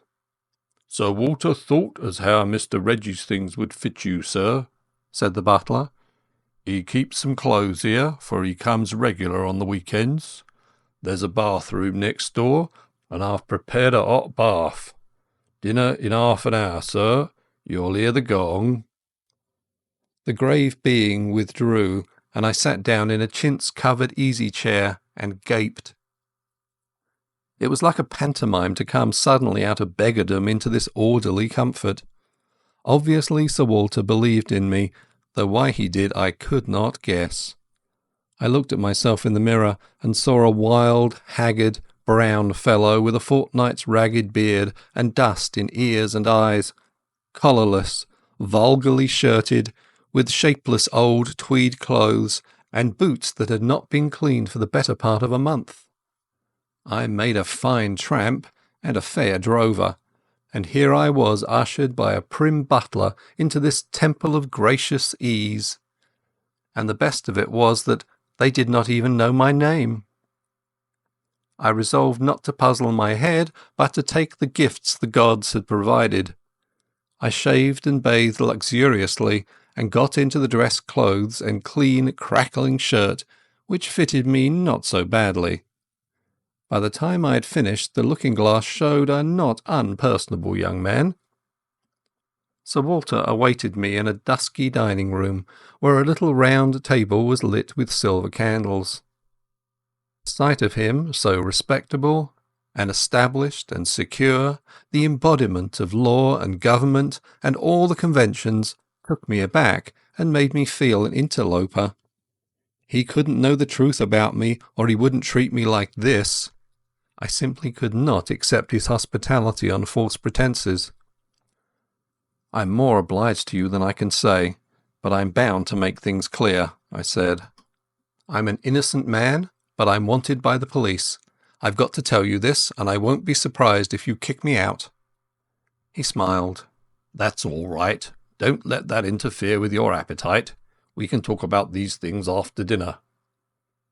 I never ate a meal with greater relish, for I had had nothing all day but railway sandwiches. Sir Walter did me proud, for we drank a good champagne and had some uncommon fine port afterwards. It made me almost hysterical to be sitting there, waited on by a footman and a sleek butler, and remember that I had been living for 3 weeks like a brigand, with every man's hand against me. I told Sir Walter about tiger fish in the Zambesi that bite off your fingers if you give them a chance, and we discussed sport up and down the globe, for he had hunted a bit in his day. We went to his study for coffee, a jolly room full of books and trophies and untidiness and comfort. I made up my mind that if I ever got rid of this business and had a house of my own, I would create just such a room. Then, when the coffee cups were cleared away and we got our cigars alight, my host swung his long legs over the side of his chair and bade me get started with my yarn. "I've obeyed Harry's instructions," he said, "and the bribe he offered me was that you would tell me something to wake me up. I'm ready, Mr. Hannay." I noticed with a start that he called me by my proper name. I began at the very beginning. I told of my boredom in London, and the night I had come back to find Scudder gibbering on my doorstep. I told him all Scudder had told me about Carolides and the Foreign Office Conference, and that made him purse his lips and grin. Then I got to the murder, and he grew solemn again. He heard all about the Milkman and my time in Galloway and my deciphering Scudder's notes at the inn. "You've got them here?" he asked sharply, and drew a long breath when I whipped the little book from my pocket. I said nothing of the contents. Then I described my meeting with Sir Harry and the speeches at the hall. At that he laughed uproariously.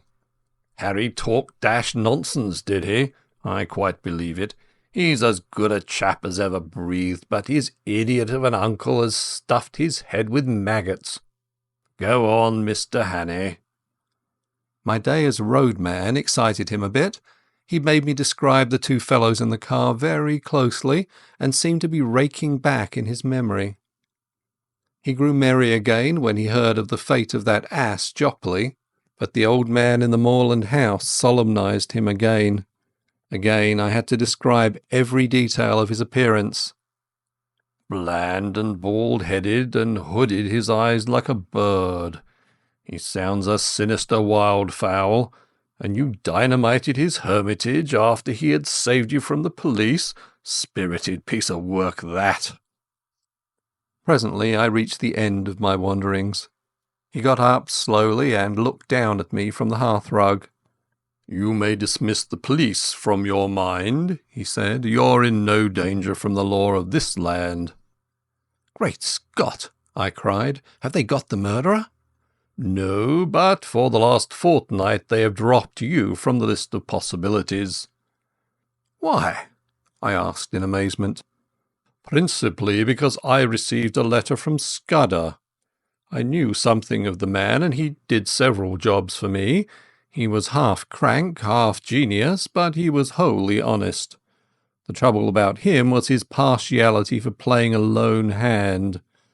That made him pretty well useless in any secret service. A pity, for he had uncommon gifts. I think he was the bravest man in the world, for he was always shivering with fright, and yet nothing would choke him off. I had a letter from him on the 31st of May. But he had been dead a week by then. The letter was written and posted on the 23rd. He evidently did not anticipate an immediate decease. His communications usually took a week to reach me, for they were sent under cover to Spain and then to Newcastle. He had a mania, you know, for concealing his tracks." "What did he say?" I stammered. "Nothing. Merely that he was in danger, but had found shelter with a good friend, and that I would hear from you before the 15th of June. He gave me no address, but said he was living near Portland Place. I think his object was to clear you if anything happened." When I got it, I went to Scotland Yard, went over the details of the inquest, and concluded that you were the friend. We made inquiries about you, Mr. Hannay, and found you were respectable. I thought I knew the motives for your disappearance. Not only the police, the other one too, and when I got Harry's scrawl I guessed at the rest. I've been expecting you any time this past week." You can imagine what a load this took off my mind. I felt a free man once more, for I was now up against my country's enemies only, and not my country's law. "Now, let's have the little notebook," said Sir Walter. It took us a good hour to work through it. I explained the cipher, and he was jolly quick at picking it up. He amended my reading of it on several points, but I think I had been fairly correct on the whole. His face was very grave before he had finished, and he sat silent for a while. "I don't know what to make of it," he said at last. "He's right about one thing, what is going to happen the day after tomorrow. How the devil can it have got known? That is ugly enough in itself. But all this about war and the Black Stone, it reads like some wild melodrama. If only I had more confidence in Scudder's judgment. The trouble about him was that he was too romantic.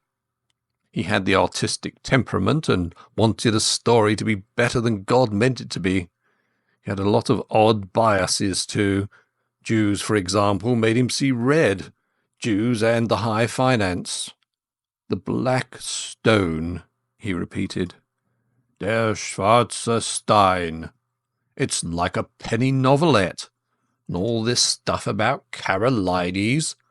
That is the weak part of the tale, for I happen to know that the virtuous Carolides is likely to outlast us both. There is no state in Europe that wants him gone. Besides, he has just been playing up to Berlin and Vienna and giving my chief some uneasy moments. No, Scudder has gone off the track there. Frankly, Hannay, I don't believe that part of his story. There's some nasty business afoot, and he found out too much and lost his life over it. But I'm ready to take my oath that it is ordinary spy work. A certain great European power makes a hobby of her spy system, and her methods are not too particular. Since she pays by piecework, her blackguards are not likely to stick at a murder or two. They want our naval dispositions for their collection at the Marinampt, but they will be pigeonholed, nothing more." Just then the butler entered the room. "There's a trunk call from London, Sir Walter. It's Mr. Heath, and he wants to speak to you personally." My host went off to the telephone. He returned in 5 minutes with a whitish face. "I apologise to the shade of Scudder," he said. "Carolides was shot dead this evening at a few minutes after 7. Chapter 8. The Coming of the Black Stone. I came down to breakfast next morning after 8 hours of blessed dreamless sleep to find Sir Walter decoding a telegram in the midst of muffins and marmalade. His fresh rosiness of yesterday seemed a thought tarnished. "I had a busy hour on the telephone after you went to bed," he said. "I got my chief to speak to the First Lord and the Secretary for War, and they are bringing Royer over a day sooner. This wire clinches it. He will be in London at 5. Odd that the code word for a sous-chef d'etat major general should be hawker." He directed me to the hot dishes and went on. "Not that I think it will do much good. If your friends were clever enough to find out the first arrangement, they are clever enough to discover the change. I would give my head to know where the leak is. We believed there were only 5 men in England who knew about Royer's visit, and you may be certain there were fewer in France, for they manage these things better there." While I ate, he continued to talk, making me, to my surprise, a present of his full confidence. "Can the dispositions not be changed?" I asked. "They could," he said, but we want to avoid that if possible. They are the result of immense thought, and no alteration would be as good. Besides, on 1 or 2 points, change is simply impossible. Still, something could be done if it were absolutely necessary. But you see the difficulty, Hannay. Our enemies are not going to be such fools as to pick Royer's pocket or any childish game like that. They know that would mean a row and put us on our guard. Their aim is to get the details without any of us knowing, so that Royer will go back to Paris in the belief that the whole business is still deadly secret. For once we suspect they know that, the whole thing must be altered. Then we must stick by the Frenchman's side till he is home again, I said. If they thought they could get the information in Paris, they would try there. It means they have some deep scheme on foot in London, which they reckon is going to win out. Royer dines with my chief, and then comes to my house, where 4 people will see him. Whittaker from the Admiralty, myself, Sir Arthur Drew, and General Winstanley. The First Lord is ill, and has gone to Sheringham. At my house he will get a certain document from Whittaker, and after that he will be motored to Portsmouth, where a destroyer will take him to Havre. His journey is too important for the ordinary boat train. He will never be left unattended for a moment till he is safe on French soil. The same with Whittaker till he meets Royer. That is the best we can do, and it's hard to see how there can be any miscarriage. But I don't mind admitting that I'm horribly nervous. This murder of Carolides will play the deuce in the chancelleries of Europe. After breakfast he asked me if I could drive a car. Well, you'll be my chauffeur today, and wear Hudson's rig. You're about his size. You have a hand in this business, and we are taking no risks. There are desperate men against us who will not respect the country retreat of an overworked official.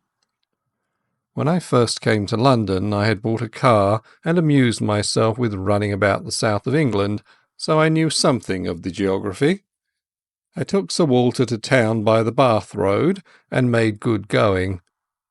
It was a soft, breathless June morning, with a promise of sultriness later, but it was delicious enough swinging through the little towns with their freshly watered streets, and past the summer gardens of the Thames Valley. I landed Sir Walter at his house in Queen Anne's Gate punctually by 11:30. The butler was coming up by train with the luggage. The first thing he did was to take me round to Scotland Yard. There we saw a prim gentleman with a clean-shaven lawyer's face. "I've brought you the Portland Place murderer," was Sir Walter's introduction. The reply was a wry smile. "It would have been a welcome present, Bullivant, but this, I presume, is Mr. Richard Hannay, who for some days greatly interested my department." "Mr. Hannay will interest it again. He has much to tell you, but not today. For certain grave reasons his tale must wait for 24 hours. Then I can promise you will be entertained and possibly edified. I want you to assure Mr. Hannay that he will suffer no further inconvenience." This assurance was promptly given. "You can take up your life where you left off," I was told.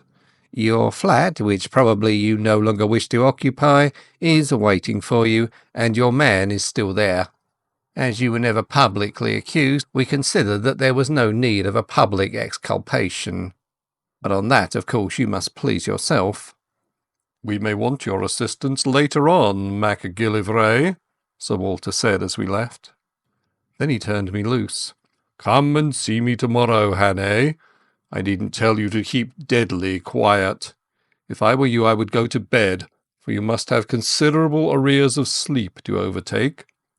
You had better lie low, for if one of your Blackstone friends saw you, there might be trouble." I felt curiously at a loose end. At first it was very pleasant to be a free man, able to go where I wanted without fearing anything. I'd only been a month under the ban of the law, and it was quite enough for me. I went to the Savoy and ordered very carefully a very good luncheon, and then smoked the best cigar the house could provide. But I was still feeling nervous. When I saw anybody look at me in the lounge, I grew shy and wondered if they were thinking about the murder. After that, I took a taxi and drove miles away up into North London. I walked back through the fields and lines of villas and terraces, and then slums and mean streets, and it took me pretty near 2 hours. All the while my restlessness was growing worse. I felt that great things, tremendous things, were happening or were about to happen, and I, who was the cogwheel of the whole business, was out of it. Royer would be landing at Dover. Sir Walter would be making plans with the few people in England who were in the secret, and somewhere in the darkness the Black Stone would be working. I felt the sense of danger and impending calamity, and I had the curious feeling too that I alone could avert it, alone could grapple with it. But I was out of the game now. How could it be otherwise? It was not likely that cabinet ministers and admiralty lords and generals would admit me to their councils. I actually began to wish that I could run up against one of my 3 enemies. That would lead to developments. I felt that I wanted enormously to have a vulgar scrap with those gentry, where I could hit out and flatten something. I was rapidly getting into a very bad temper. I didn't feel like going back to my flat. That had to be faced some time, but as I still had sufficient money, I thought I would put it off till next morning and go to a hotel for the night. My irritation lasted through dinner, which I had at a restaurant in Jermyn Street. I was no longer hungry and let several courses pass untasted. I drank the best part of a bottle of Burgundy, but it did nothing to cheer me. An abominable restlessness had taken possession of me. Here was I, a very ordinary fellow with no particular brains, and yet I was convinced that somehow I was needed to help this business through, that without me it would all go to blazes. I told myself it was sheer silly conceit, that 4 or 5 of the cleverest people living, with all the might of the British Empire at their back, had the job in hand. Yet I couldn't be convinced. It seemed as if a voice kept speaking in my ear, telling me to be up and doing, or I would never sleep again. The upshot was that at about 9:30 I made up my mind to go to Queen Anne's Gate. Very likely I would not be admitted, but it would ease my conscience to try. I walked down Jermyn Street, and at the corner of Duke Street passed a group of young men. They were in evening dress and had been dining somewhere, and were going on to a music hall. One of them was Marmaduke Jopley. He saw me and stopped short. "My God, the murderer!" he cried. "Here, you fellows, hold him! That's Hannay, the man who did the Portland Place murder." He gripped me by the arm, and the others crowded around. I wasn't looking for any trouble, but my ill temper made me play the fool. A policeman came up, and I should have told him the truth, and if he didn't believe it, demanded to be taken to Scotland Yard, or, for that matter, to the nearest police station. But a delay at that moment seemed to me unendurable, and the sight of Marmy's imbecile face was more than I could bear. I let out with my left, and had the satisfaction of seeing him measure his length in the gutter. Then began an unholy row.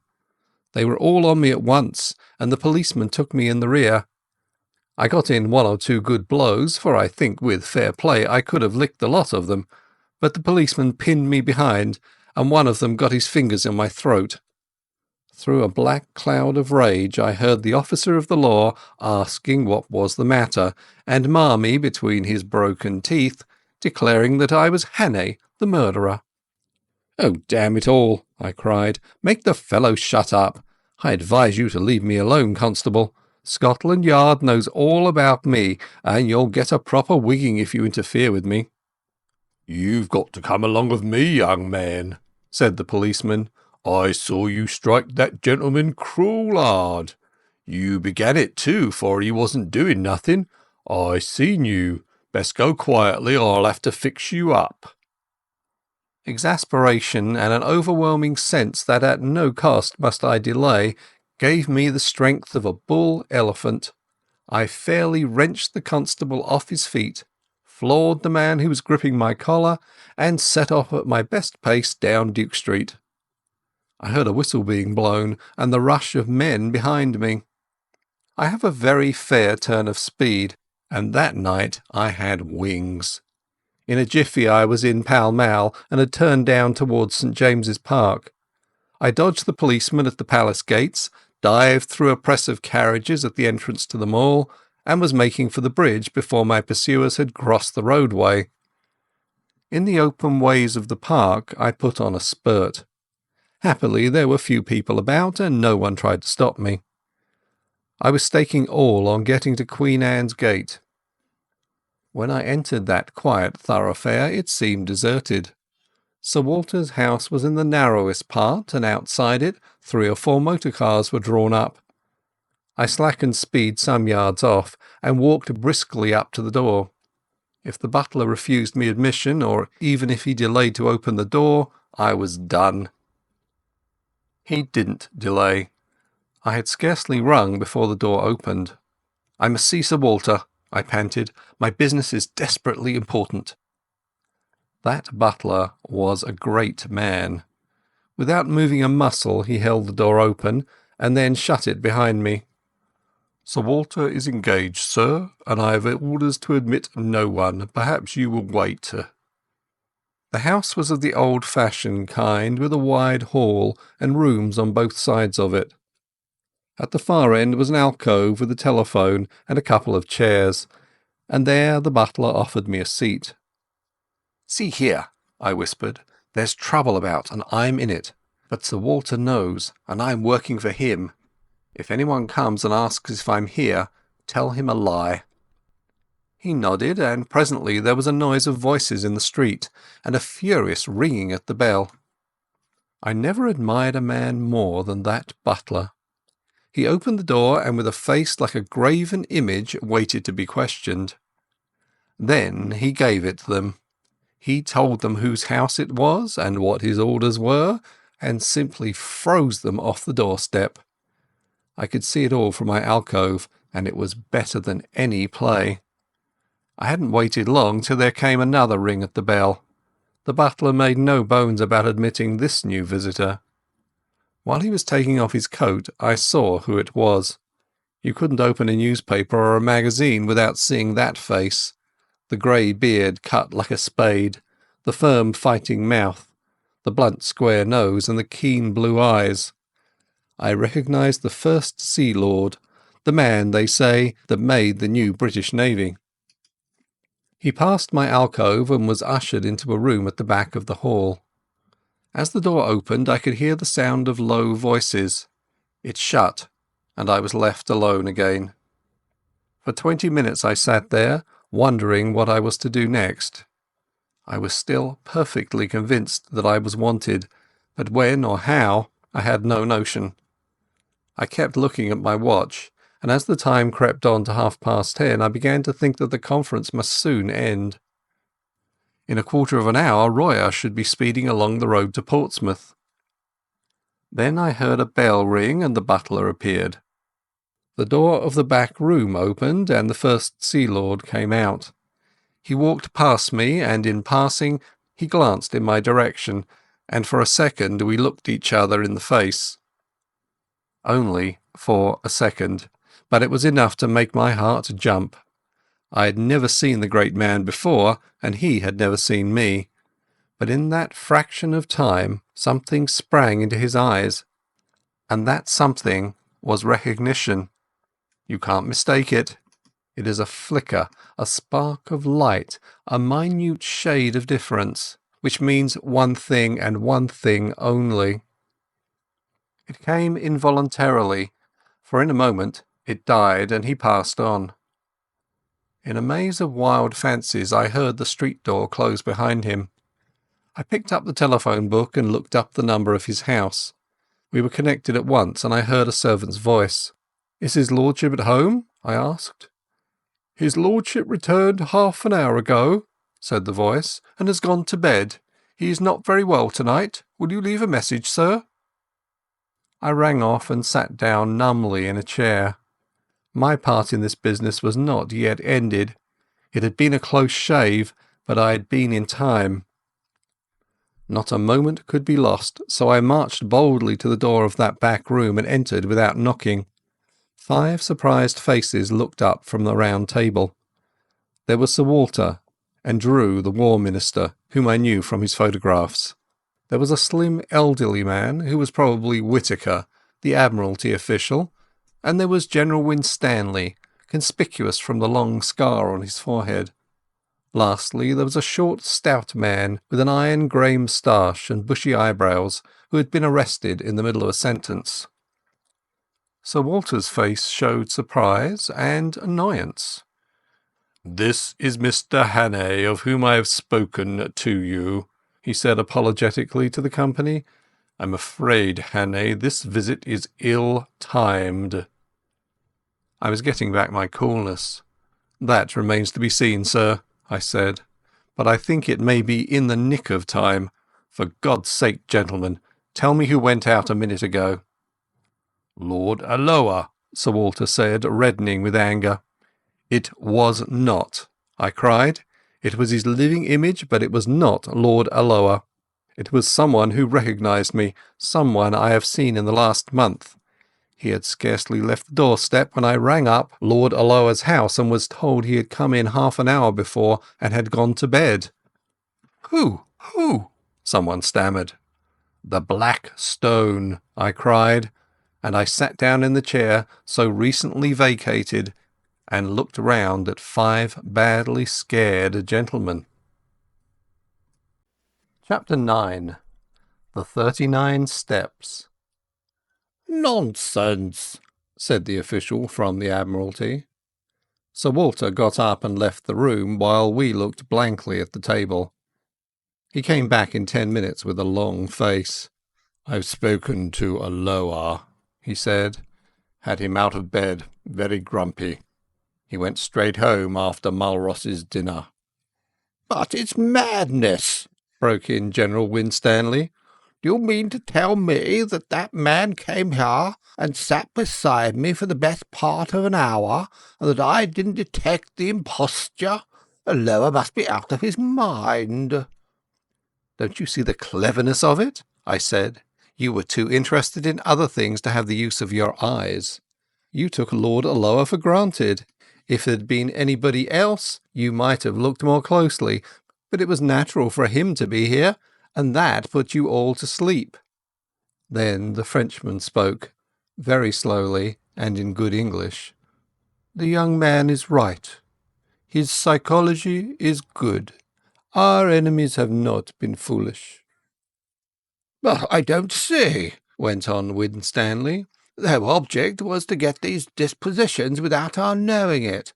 Now it only required one of us to mention to Alloa our meeting tonight for the whole fraud to be exposed."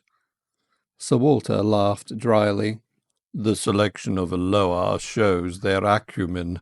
Which of us was likely to speak to him about tonight, or was he likely to open the subject?" I remembered the First Sea Lord's reputation for taciturnity and shortness of temper. "The one thing that puzzles me," said the General, "is what good his visit here would do that spy fellow. He could not carry away several pages of figures and strange names in his head." "That is not difficult," the Frenchman replied. "A good spy is trained to have a photographic memory, like your own Macaulay. You noticed he said nothing, but went through these papers again and again. I think we may assume that he has every detail stamped on his mind. When I was younger, I could do the same trick." "Well, I suppose there's nothing for it but to change the plans," said Sir Walter ruefully. Whitaker was looking very glum. "Did you tell Lord Alloa what had happened?" he asked. No, I can speak with absolute assurance, but I'm nearly certain that we can't make any serious change unless we alter the geography of England. Another thing must be said. It was Royer who spoke. I talked freely when that man was here. I have told him something of the military plans of my government. I was permitted to say so much, but that information would be worth many millions to our enemies. No, my friends, I see no other way. The man who came here and his confederates must be taken, and taken at once. Good God, I cried, and we have not a rag of a clue. Besides, said Whittaker, there is the post. By this time the news will be on its way. No, said the Frenchman, you do not understand the habits of the spy. He receives personally his reward, and he delivers personally his intelligence. We in France know something of the breed.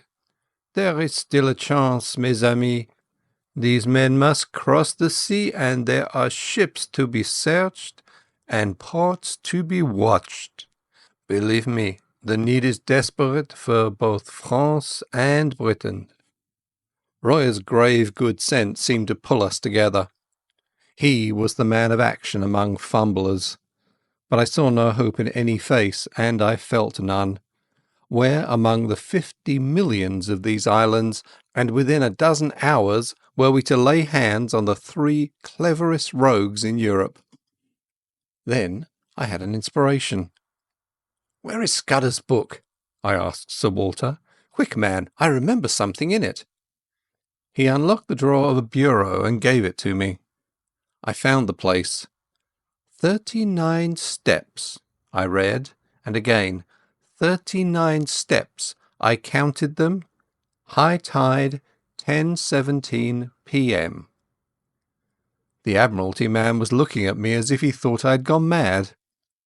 "Don't you see it's a clue?" I cried. "Scudder knew where these fellows laired. He knew where they were going to leave the country, though he kept the name to himself. Tomorrow was the day, and it was some place where high tide was at 10:17. "They may have gone tonight," said someone. "Not them.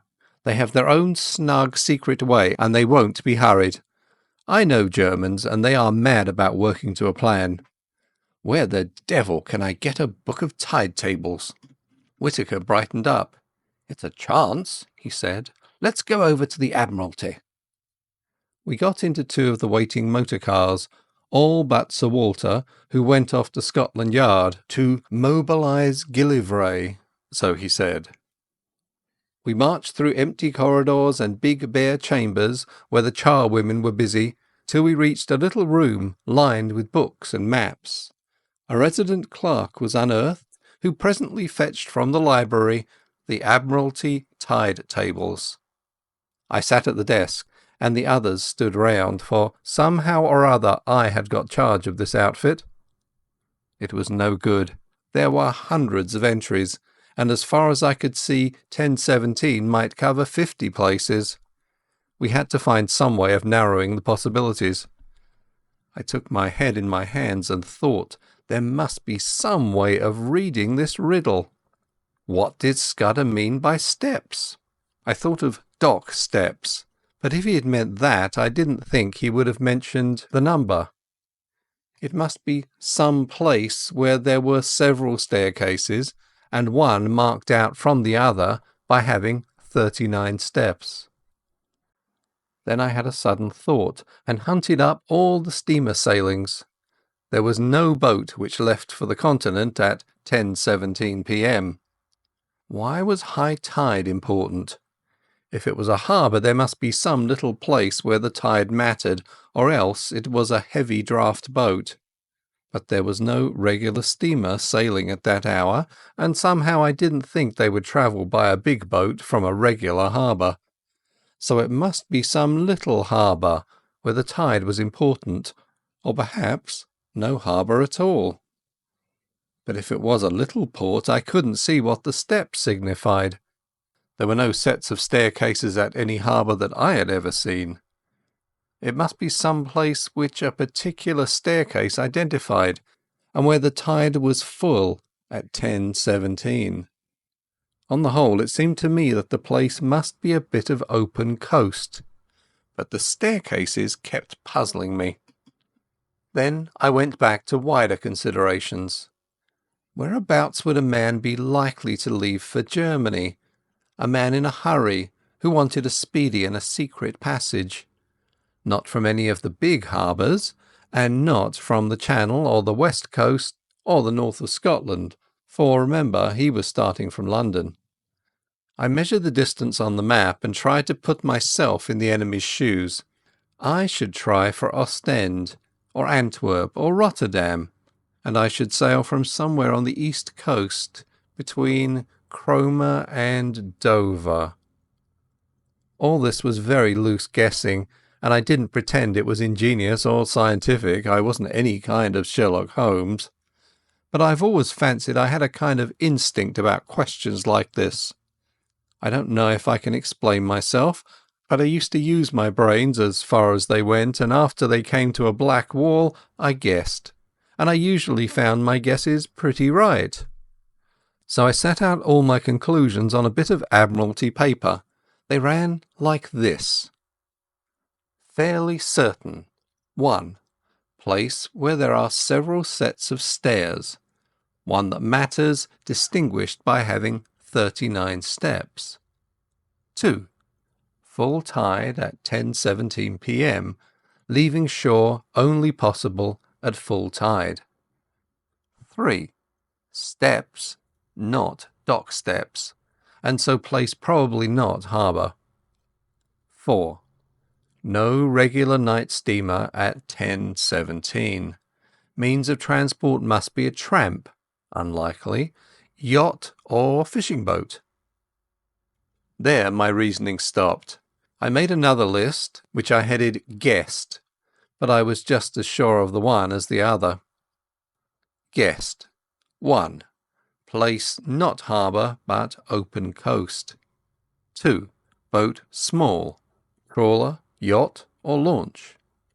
3. Place somewhere on east coast, between Cromer and Dover. It struck me as odd that I should be sitting at that desk with a cabinet minister, a field marshal, 2 high government officials and a French general watching me, while from the scribble of a dead man I was trying to drag a secret which meant life or death for us. Sir Walter had joined us, and presently MacGillivray arrived. He had sent out instructions to watch the ports and railway stations for the 3 gentlemen whom I had described to Sir Walter. Not that he or anybody else thought that it would do much good. "Here's the most I can make of it," I said. "We've got to find a place where there are several staircases down to the beach, one of which has 39 steps. I think it's a piece of open coast with biggish cliffs somewhere between the Wash and the Channel. Also, it's a place where full tide is at 10:17 tomorrow night." Then an idea struck me. Is there no inspector of coastguards or some fellow like that who knows the east coast? Whittaker said there was, and that he lived in Clapham. He went off in a car to fetch him, and the rest of us sat about the little room and talked of anything that came into our heads. I lit a pipe and went over the whole thing again till my brain grew weary. About 1 in the morning the coastguard man arrived. He was a fine old fellow with the look of a naval officer, and was desperately respectful to the company. I left the War Minister to cross-examine him, for I felt he would think it cheek in me to talk. "We want you to tell us the places you know on the east coast where there are cliffs, and where several sets of steps run down to the beach." He thought for a bit. "What kind of steps do you mean, sir? There are plenty of places with roads cut down through the cliffs, and most roads have a step or 2 in them. Or do you mean regular staircases, all steps, so to speak?" Sir Arthur looked towards me. "We mean regular staircases," I said. He reflected a minute or two. I don't know that I can think of any. Wait a second. There's a place in Norfolk, Brattlesham, beside the golf course, where there are a couple of staircases to let the gentleman get a lost ball. That's not it, I said. Then there are plenty of marine parades, if that's what you mean. Every seaside resort has them. I shook my head. It's got to be more retired than that, I said. Well, gentlemen, I can't think of anywhere else. Of course, there's the Rough. What's that? I asked. The big chalk headland in Kent, close to Bradgate. It's got a lot of villas on the top, and some of the houses have staircases down to a private beach. It's a very high-toned sort of place, and the residents there like to keep by themselves. I tore open the tide tables and found Bradgate. High tide there was at 10:27 p.m. on the 15th of June. We're on the scent at last, I cried excitedly. How can I find out what is the tide at the Rough? I can tell you that, sir, said the coastguard man. I once was let a house there in this very month, and I used to go out at night to the deep sea fishing. The tide's 10 minutes before Bradgate. I closed the book and looked round at the company. If one of those staircases has 39 steps, we have solved the mystery, gentlemen, I said. I want the loan of your car, Sir Walter, and a map of the roads. If Mr. MacGillivray will spare me 10 minutes, I think we can prepare something for tomorrow. It was ridiculous in me to take charge of the business like this, but they didn't seem to mind, and after all I had been in the show from the start. Besides, I was used to rough jobs, and these eminent gentlemen were too clever not to see it. It was General Royer who gave me my commission. I, for one, he said, am content to leave the matter in Mr. Hannay's hands. By 3:30 I was tearing past the moonlit hedgerows of Kent, with MacGillivray's best man on the seat beside me. Chapter 10. The last chapter. Various parties converging on the sea. A pink and blue June morning found me at Bradgate, looking from the Griffin Hotel over a smooth sea to the lightship on the Cock Sands, which seemed the size of a bellboy. A couple of miles further south, and much nearer the shore, a small destroyer was anchored.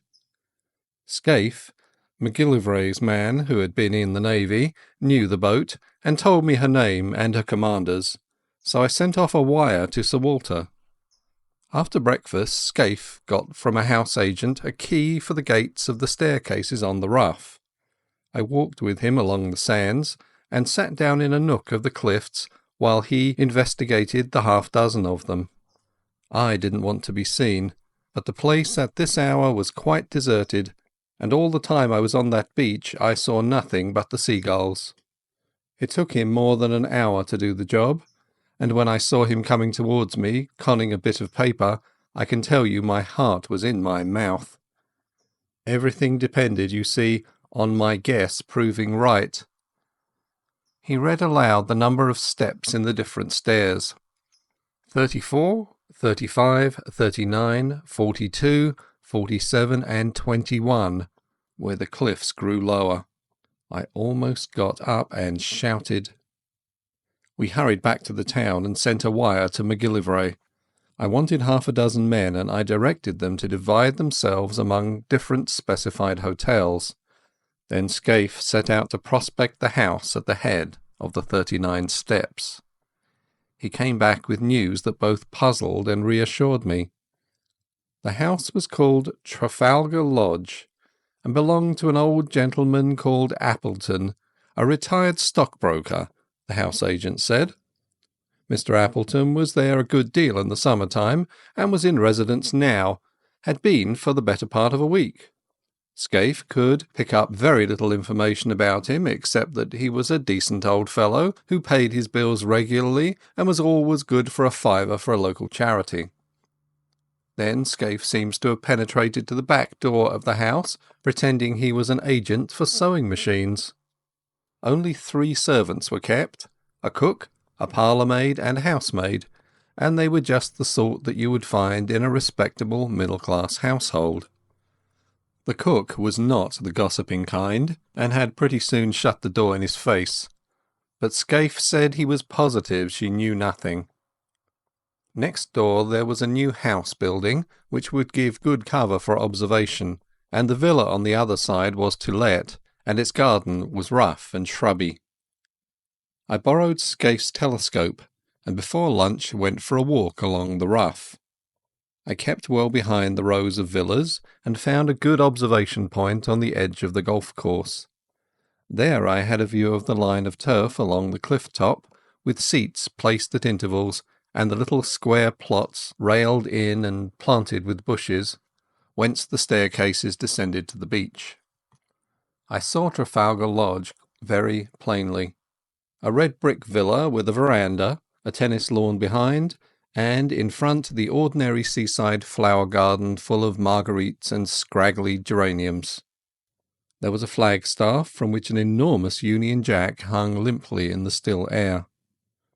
Presently I observed someone leave the house and saunter along the cliff. When I got my glasses on him, I saw it was an old man wearing white flannel trousers, a blue serge jacket and a straw hat. He carried field glasses and a newspaper, and sat down on one of the iron seats and began to read. Sometimes he would lay down the paper and turn his glasses on the sea. He looked for a long time at the destroyer. I watched him for half an hour till he got up and went back to the house for his luncheon, when I returned to the hotel for mine. I wasn't feeling very confident. This decent, commonplace dwelling was not what I had expected. The man might be the bald archaeologist of that horrible moorland farm, or he might not. He was exactly the kind of satisfied old bird you will find in every suburb and every holiday place. If he wanted a type of the perfectly harmless person, he would probably pitch on that. But after lunch, as I sat in the hotel porch, I perked up, for I saw the thing I had hoped for and dreaded to miss. A yacht came up from the south and dropped anchor pretty well opposite the rough. She seemed about 150 tons, and I saw she belonged to the squadron from the White Ensign, though Scaife and I went down to the harbour and hired a boatman for an afternoon's fishing. I spent a warm and peaceful afternoon. We caught between us about 20 pounds of cod and lythe, and out in that dancing blue sea I took a cheerier view of things. Above the white cliffs of the rough I saw the green and red of the villas, especially the great flagstaff of Trafalgar Lodge. About 4 o'clock, when we had fished enough, I made the boatman row us round the yacht, which lay like a delicate white bird, ready at a moment to flee. Scaife said she must be a fast boat from her build, and that she was pretty heavily engined. Her name was the Ariadne, as I discovered from the cap of one of the men who was polishing brasswork. I spoke to him, and got an answer in the soft dialect of Essex. Another hand that came along passed me the time of day in an unmistakable English tongue. Our boatman had an argument with one of them about the weather, and for a few minutes we lay on our oars close to the starboard bow. Then the men suddenly disregarded us and bent their heads to their work as an officer came along the deck. He was a pleasant, clean-looking young fellow, and he put a question to us about our fishing in very good English. But there could be no doubt about him. His close-cropped head and the cut of his collar and tie never came out of England. That did something to reassure me, but as we rowed back to Bradgate, my obstinate doubts would not be dismissed. The thing that worried me was the reflection that my enemies knew that I had got my knowledge from Scudder, and it was Scudder who had given me the clue to this place. If they knew that Scudder had this clue, would they not be certain to change their plans? Too much depended on their success for them to take any risks. The whole question was how much they understood about Scudder's knowledge. I had talked confidently last night about Germans always sticking to a scheme, but if they had any suspicions that I was on their track, they would be fools not to cover it. I wondered if the man last night had seen that I recognized him. Somehow I did not think he had, and to that I clung. But the whole business had never seemed as difficult as that afternoon, when by all calculations I should have been rejoicing in assured success. In the hotel I met the commander of the destroyer, to whom Scaife introduced me, and with whom I had a few words. Then I thought I would put in an hour or two watching Trafalgar Lodge. I found a place further up the hill in the garden of the empty house. From there I had a full view of the court, in which two figures were having a game of tennis. One was the old man whom I had already seen. The other was a younger fellow wearing some club colours in the scarf around his middle. They played with tremendous zest, like two city gents who wanted hard exercise to open their pores. You couldn't conceive a more innocent spectacle. They shouted and laughed, and stopped for drinks when a maid brought out 2 tankards on a salver. I rubbed my eyes and asked myself if I was not the most immortal fool on earth. Mystery and darkness had hung about the men who hunted me over the Scotch moors in aeroplane and motor car, and notably about that infernal antiquarian. It was easy enough to connect these folks with the knife that pinned Scudder to the floor, and with fell designs on the world's peace. But here were 2 guileless citizens taking their innocuous exercise, and soon to go indoors to a humdrum dinner, where they would talk of market prices and the latest cricket scores, and the gossip of their native Surbiton. I had been making a net to catch vultures and falcons, and lo and behold, 2 plump thrushes had blundered into it. Presently a third figure arrived, a young man on a bicycle with a bag of golf clubs slung on his back. He strode round to the tennis lawn and was welcomed riotously by the players. Evidently they were chaffing him, and their chaff sounded horribly English. Then the plump man, mopping his brow with a silk handkerchief, announced that he must have a tub. I heard his very words. "I've got into a proper lather," he said. "This will bring down my weight and my handicap, Bob. I'll take you on tomorrow and give you a stroke a hole." You couldn't find anything much more English than that. They all went into the house and left me feeling a precious idiot. I'd been barking up the wrong tree this time. These men might be acting, but if they were, where was their audience? They didn't know I was sitting 30 yards off in a rhododendron. It was simply impossible to believe that these 3 hearty fellows were anything but what they seemed. 3 ordinary, game-playing, suburban English gentlemen, wearisome, if you like, but sordidly innocent. And yet there were 3 of them, and one was old, and one was plump, and one was lean and dark, and their house chimed in with Scudder's notes, and half a mile off was lying a steam yacht with at least 1 German officer. I thought of Karolides lying dead, and all Europe trembling on the edge of an earthquake, and the men I had left behind me in London who were waiting anxiously on the events of the next hours. There was no doubt that hell was afoot somewhere. The Black Stone had won, and if it survived this June night, would bank its winnings. There seemed only one thing to do, go forward as if I had no doubts, and if I was going to make a fool of myself, to do it handsomely. Never in my life have I faced a job with greater disinclination. I would rather in my then mind have walked into a den of anarchists, each with his Browning handy, or faced a charging lion with a pop-gun, than enter the happy home of 3 cheerful Englishmen and tell them that their game was up. How they would laugh at me. But suddenly I remembered a thing I once heard in Rhodesia from old Peter Pinar. I have quoted Peter already in this narrative. He was the best scout I ever knew, and before he turned respectable he had been pretty often on the windy side of the law, when he had been wanted badly by the authorities. Peter once discussed with me the question of disguises, and he had a theory which struck me at the time. He said, barring absolute certainties like fingerprints, mere physical traits were very little use for identification if the fugitive really knew his business. He laughed at things like dyed hair and false beards and such childish follies. The only thing that mattered was what Peter called atmosphere. If a man could get into perfectly different surroundings from those in which he had been first observed and, this is the important part, really play up to those surroundings and behave as if he had never been out of them, he would puzzle the cleverest detectives on earth. And he used to tell a story of how he once borrowed a black coat and went to church and shared the same hymn book with the man that was looking for him. If that man had seen him in decent company before, he would have recognized him, but he had only seen him snuffing the lights in a public house with a revolver.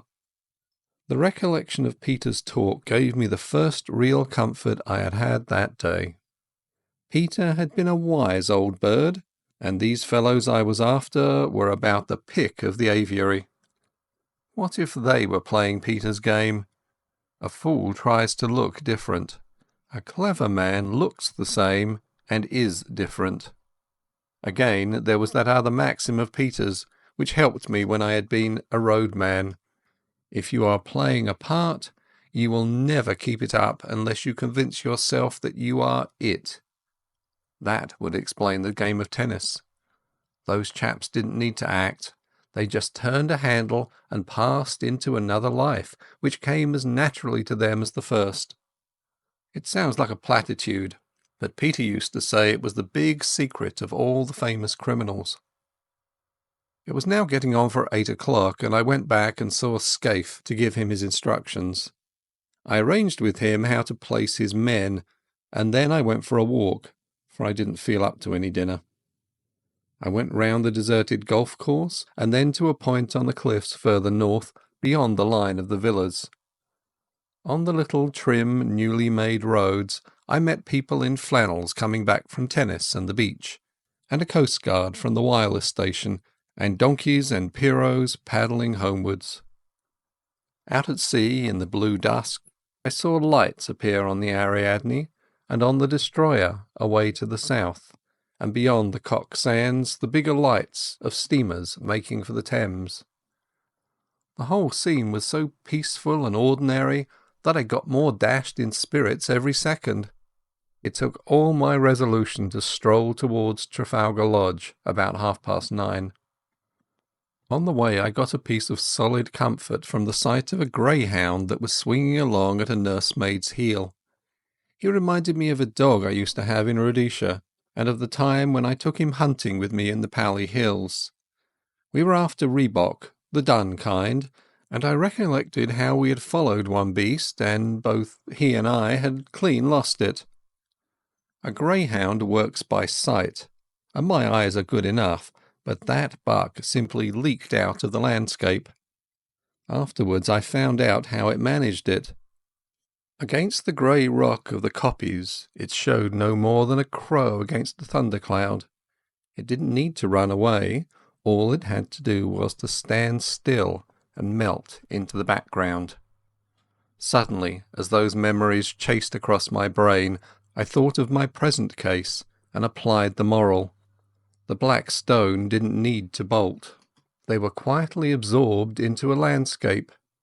I was on the right track, and I jammed that down in my mind and vowed never to forget it. The last word was with Peter Pienaar.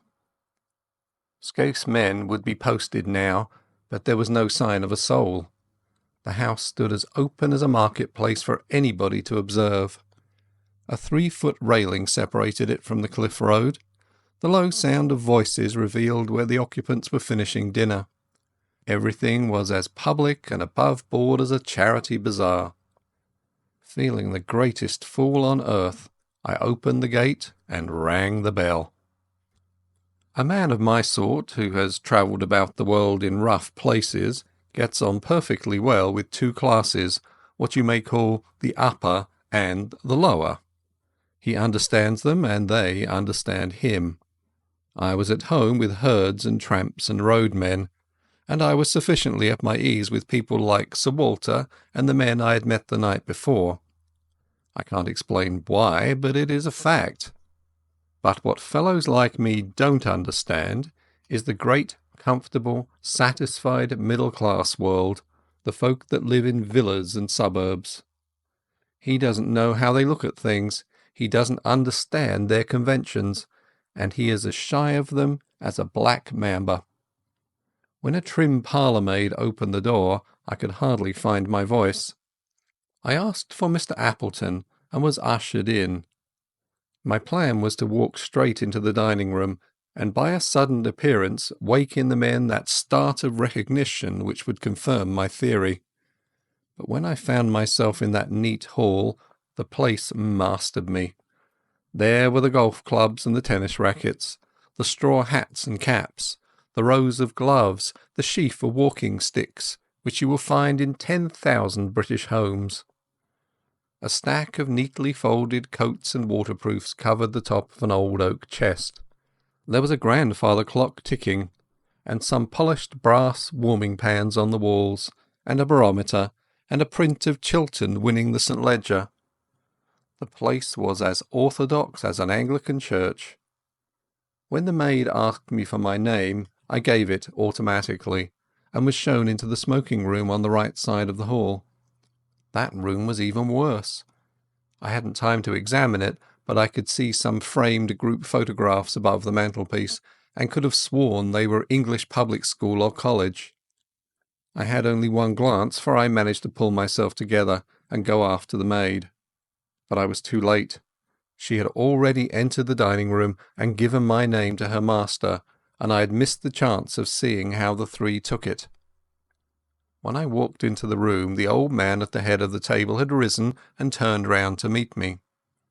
He was in evening dress, a short coat and black tie, as was the other whom I had called in my mind the plump one.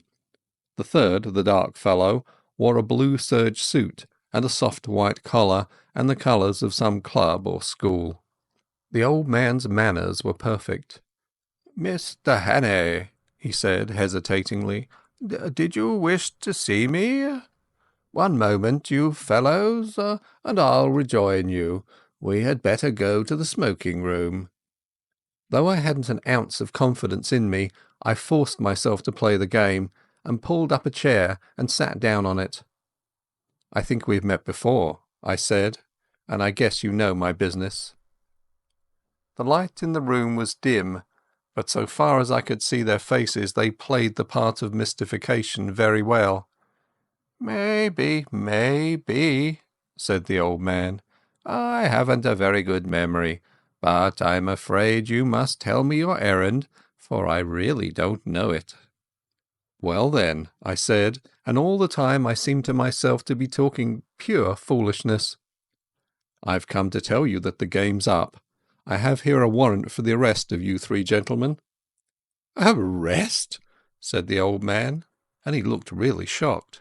"Arrest? Good God, what for?" "For the murder of Franklin Scudder in London on the 23rd day of last month." "I've never heard the name before," said the old man in a dazed voice. One of the others spoke up. "That was the Portland Place murder. I read about it. Good heavens, you must be mad, sir. Where do you come from?" "Scotland Yard," I said. After that, for a minute, there was utter silence.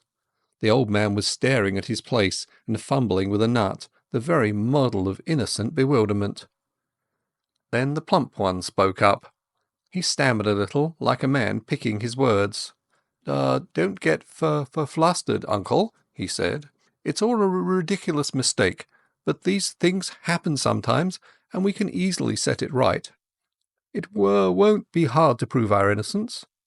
I can show that I was out of the country on the 23rd of May, and Bob was in a nursing home. You were in London, but you can explain what you were doing." "Right, Percy, of course, that's easy enough. 23rd, that was the day after Agatha's wedding. Let me see, what was I doing? I came up in the morning from Woking, and lunched at the club with Charlie Simmons. Then, yes, I dined with the fishmongers, I remember, for the punch didn't agree with me, and I was seedy the next morning. Hang it all, there's the cigar box I brought back from the dinner." He pointed to an object on the table and laughed nervously. "I think, sir," said the young man, addressing me respectfully, You will see you are mistaken. We want to assist the law like all Englishmen, and we don't want Scotland Yard to be making fools of themselves. That's so, uncle?" "Certainly, Bob." The old fellow seemed to be recovering his voice. "Certainly. We'll do anything in our power to assist the authorities. But this is a bit too much. I can't get over it." "How Nelly will chuckle," said the plump man. "She always said that you would die of boredom because nothing ever happened to you. And now you've got it thick and strong." And he began to laugh very pleasantly.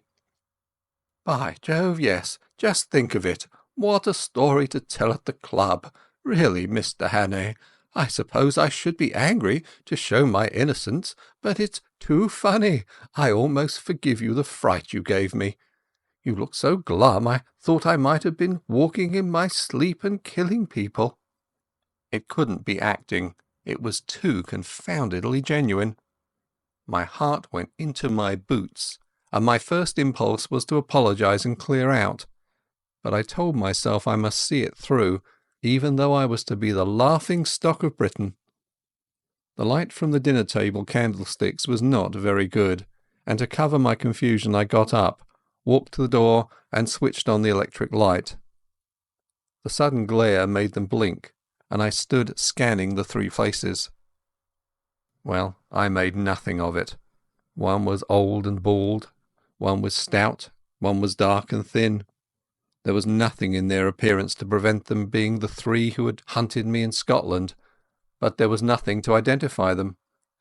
I simply can't explain why I, who, as a roadman, had looked into two pairs of eyes, and as Ned Ainsley into another pair, why I, who have a good memory and reasonable powers of observation, could find no satisfaction. They seemed exactly what they professed to be, and I could not have sworn to one of them.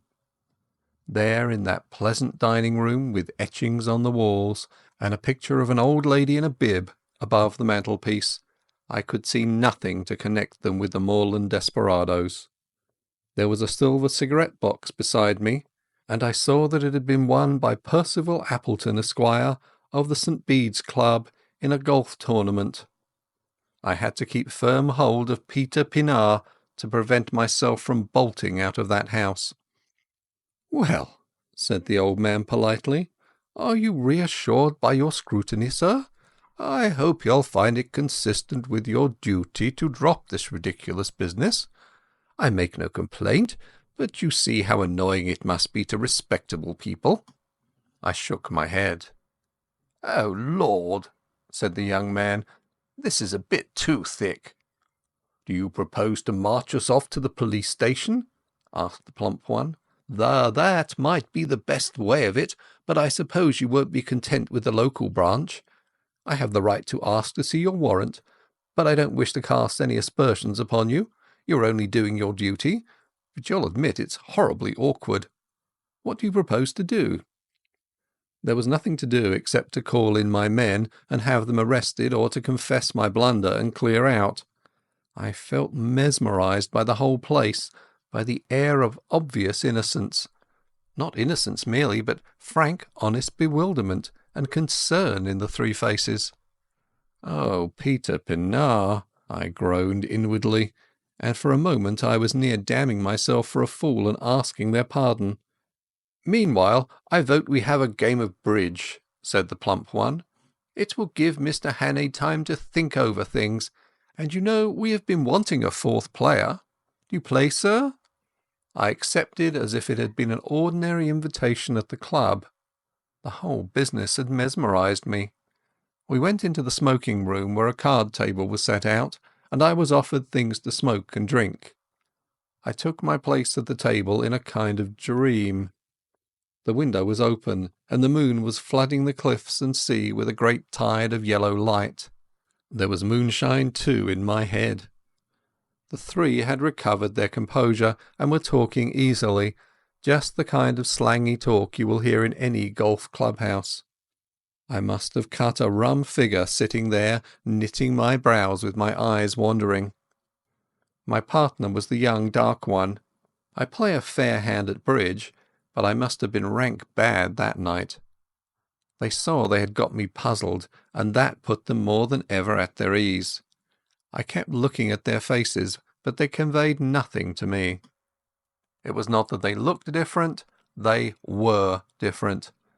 I clung desperately to the words of Peter Pinard. Then something awoke me. The old man laid down his hand to light a cigar. He didn't pick it up at once, but sat back for a moment in his chair, with his fingers tapping on his knees. It was the moment I remembered when I had stood before him in the moorland farm with the pistols of his servants behind me. A little thing lasting only a second, and the odds were 1,000 to 1 that I might have had my eyes on my cards at the time and missed it. But I didn't, and in a flash the air seemed to clear. Some shadow lifted from my brain, and I was looking at the 3 men with full and absolute recognition. The clock on the mantelpiece struck 10 o'clock. The 3 faces seemed to change before my eyes and reveal their secrets. The young one was the murderer. Now I saw cruelty and ruthlessness, where before I had seen only good humour. His knife, I made certain, had skewered Scudder to the floor. His kind had put the bullet in Carolides. The plump man's features seemed to slim and form again as I looked at them. He hadn't a face, only 100 masks that he could assume when he pleased. That chap must have been a superb actor. Perhaps he had been Lord Alloa of the night before. Perhaps not. It didn't matter. I wondered if he was the fellow who had first tracked Scudder and left his card on him. Scudder had said he lisped, and I could imagine how the adoption of a lisp might add terror. But the old man was the pick of the lot. He was sheer brain, icy, cool, calculating, as ruthless as a steam hammer. Now that my eyes were opened, I wondered where I had seen the benevolence. His jaw was like chilled steel. His eyes had the inhuman luminosity of a bird's. I went on playing, and every second a greater hate welled up in my heart. It almost choked me, and I couldn't answer when my partner spoke. Only a little longer could I endure their company. "Bob, look at the time," said the old man. "You'd better think about catching your train. Bob's got to go to town tonight," he added, turning to me. The voice rang now as false as hell. I looked at the clock, and it was nearly 10:30. "I'm afraid you must put off your journey," I said. "Oh, damn," said the young man. "I thought you'd drop that rot. I've simply got to go. You can have my address, and I'll give you any security you like." "No," I said. "You must stay." At that I think they must have realized that the game was desperate. Their only chance had been to convince me that I was playing the fool, and that had failed. But the old man spoke again. "I'll go bail for my nephew. That ought to content you, Mr. Hannay." Was it fancy, or did I detect some halt in the smoothness of that voice? There must have been, for as I glanced at him, his eyelids fell in that hawk-like hood which fear had stamped on my memory. I blew my whistle. In an instant the lights were out.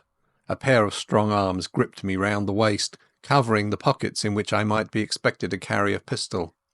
"Schnell, Franz!" cried a voice. "Der Boot! Der Boot!" As it spoke I saw 2 of my fellows emerge in the moonlit lawn. The young dark man leapt for the window, was through it and over the low fence before a hand could touch him. I grappled the old chap, and the room seemed to fill with figures.